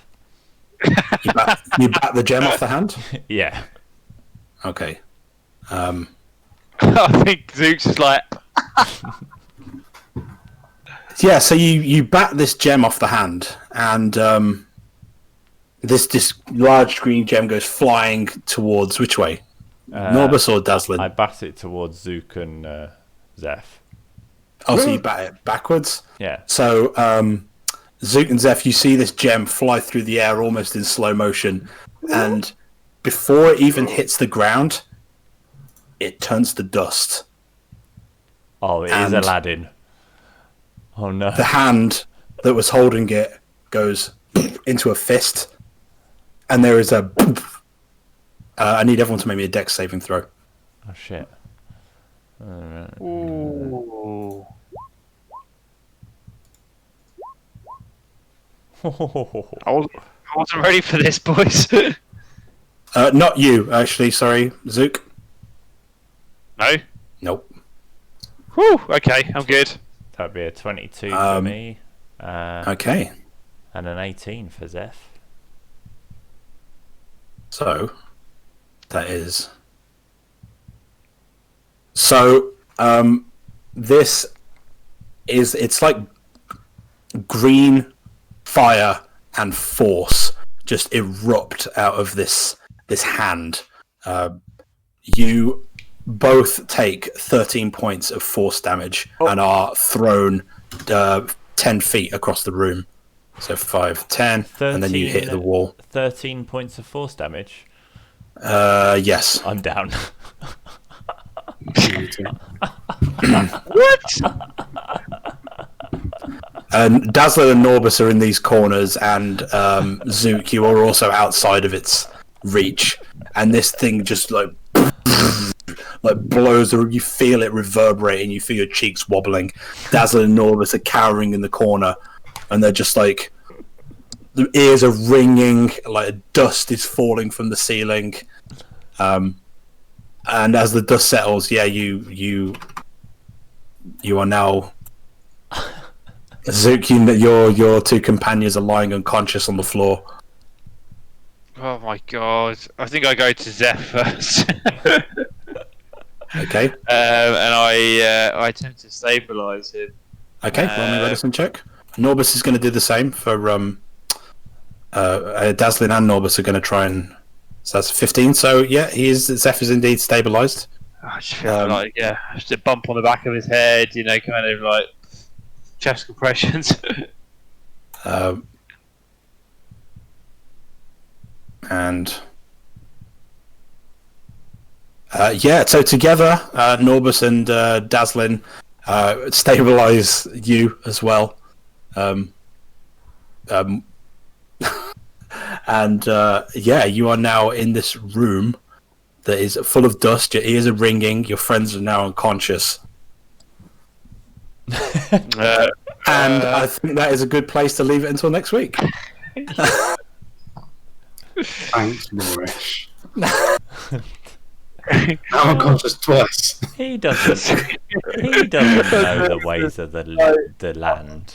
Oh god, this is it. Greed is good. How do we solve that? Surely I you can't. actually no idea. There was a way, but hey ho. There was a couple of ways, but hey ho. Maybe I'll tell you, maybe I won't. I assume one of the things was to do with the necklace, but I could figure it out. You could wear a necklace while taking it, maybe. You could have just taken it without slapping it out of the hand. You could have taken it without slapping out the hand. I had the necklace in my bag. Does that count? We'll never know now. You blowed up. You done blowed up, boy. So there we go. Hashtag rules. Come to Rolling Thunder for rules. 'Cause rules. Oh, cool. Because sometimes when you make silly decisions, there are consequences. Yes, Charlie. May this be your first lesson in dungeon crawling. Well, look. At the end of the day, don't touch anything. Just leave. Don't even go in the dungeon. That's the lesson. Don't just touch leave. Yeah, but I think actually what this lesson is for me is that Mage Hand. big time. I wish I'd taken it. Me too. I need to do Mage Hand. Then I You have Mage Hand. Guys, I was literally going to be like, if we only had like Mage Hand for a wizard, but like, No, I've only got 2 cantrips, so it's real. Did you not take Mage Hand, Charlie? I thought you took Mage Hand. No, I didn't take Mage Hand in the end. I took Shape Water. It's thematic. Yeah, Exactly. and it's a damn good cantrip. I know, I like it though. Like in my head, it's like more to go like that. It's just like, Yeah, It's exactly. But he wouldn't have known that. Yeah. So it wouldn't have been. He's not very intelligent. smart. Yeah, he's not. Yeah. Well, What was it you were saying, Ad? It's intelligent versus wisdom, isn't it? You should be yeah. charisma, and not necessarily either. Yeah, Intelligence or wisdom. intelligence. Yeah. He knows it's important. He doesn't know why. Yeah. So there we go. That was our first session of Blackwater Legacy. That was interesting to say the least. I had fun. That was good. Yeah, me too. Good. I'm glad you had fun. Thanks. Yeah. That was fun to run. Actually, that didn't feel as stressful as other things that I've run. I mean, you were only level 2, so I like the group dynamic that we've got. I like the trio really of good. lads. yeah, you've got pretty much everything covered. Even without you've got some scouting, even without a rogue, which is really nice. I Yeah. don't care about that. I just think we're good personalities. Yeah. We're out. I think you can tell we're a bunch of just like I don't know what you call it. Just kind of. I think we're just a bunch of dumb Yeah, we're idiots. definitely not heroic sorts. That's Yeah, for we're sure. not. Bunch of Del boys, basically. Oh well. Thank you very much, everyone, for joining us this evening. Thank you to my wonderful group, and we will be back next time, which is the 24th for episode 2. Join us next Thursday, though, for episode 5, I believe, of Legends of Elderond that we play with our other DM, Carl West. And we're going to delve into another mine. We are. We're going in the Underdark has come forth. Oh god, I'm suddenly it's going to be horrible. We're all going to die. Yeah, it's going to be great. I love death. Best session of playing TPK. It'll be fun. So yeah, thank you very much. Thank you very much for joining us. Remember to go over to YouTube and give us a little clicky subscribe. Doesn't cost you anything, but it really helps us out. Follow the stream. Come follow us on Instagram. The links are below. They're literally on screen right now. That's R Thunder D&D for Twitter, Rolling Thunder D&D for Instagram, and Rolling Thunder D&D again, no spaces, for Facebook. Give us a like, give us a follow. Say hi. We do quite a lot of stuff on social. We like to, do little polls and things. Yeah, it's just good to know from you guys what's working, what's not, what's getting, what's getting them best feedback, what's getting the most views. What do you guys want to see more of? Yeah, what do you love? What do you hate? Yeah, what do you love? What do you hate? Do you like gems blowing up? Hey! Most importantly, we just want you to come and hang out, have fun. Yeah, that's what we're here for. Yeah, exactly. Few beers, some music, and some D&D. Some exploding TPK. gems. It's TPK. Almost TPK. Very close TPK. That could have been a TPK right there. That was 5 feet away from a TPK. I'm glad someone was wise enough to stay away from the statue. I had moved away, but obviously it wasn't enough. Yeah, so it was a 10-foot circle. Could I have used reaction shield? No. No, it was a saving It's throw, not an a attack roll. saving throw. Damn. Okay. Yeah. Good. But I like your thinking. Who knows? Maybe you could have used it and maybe reduced the damage. I don't know.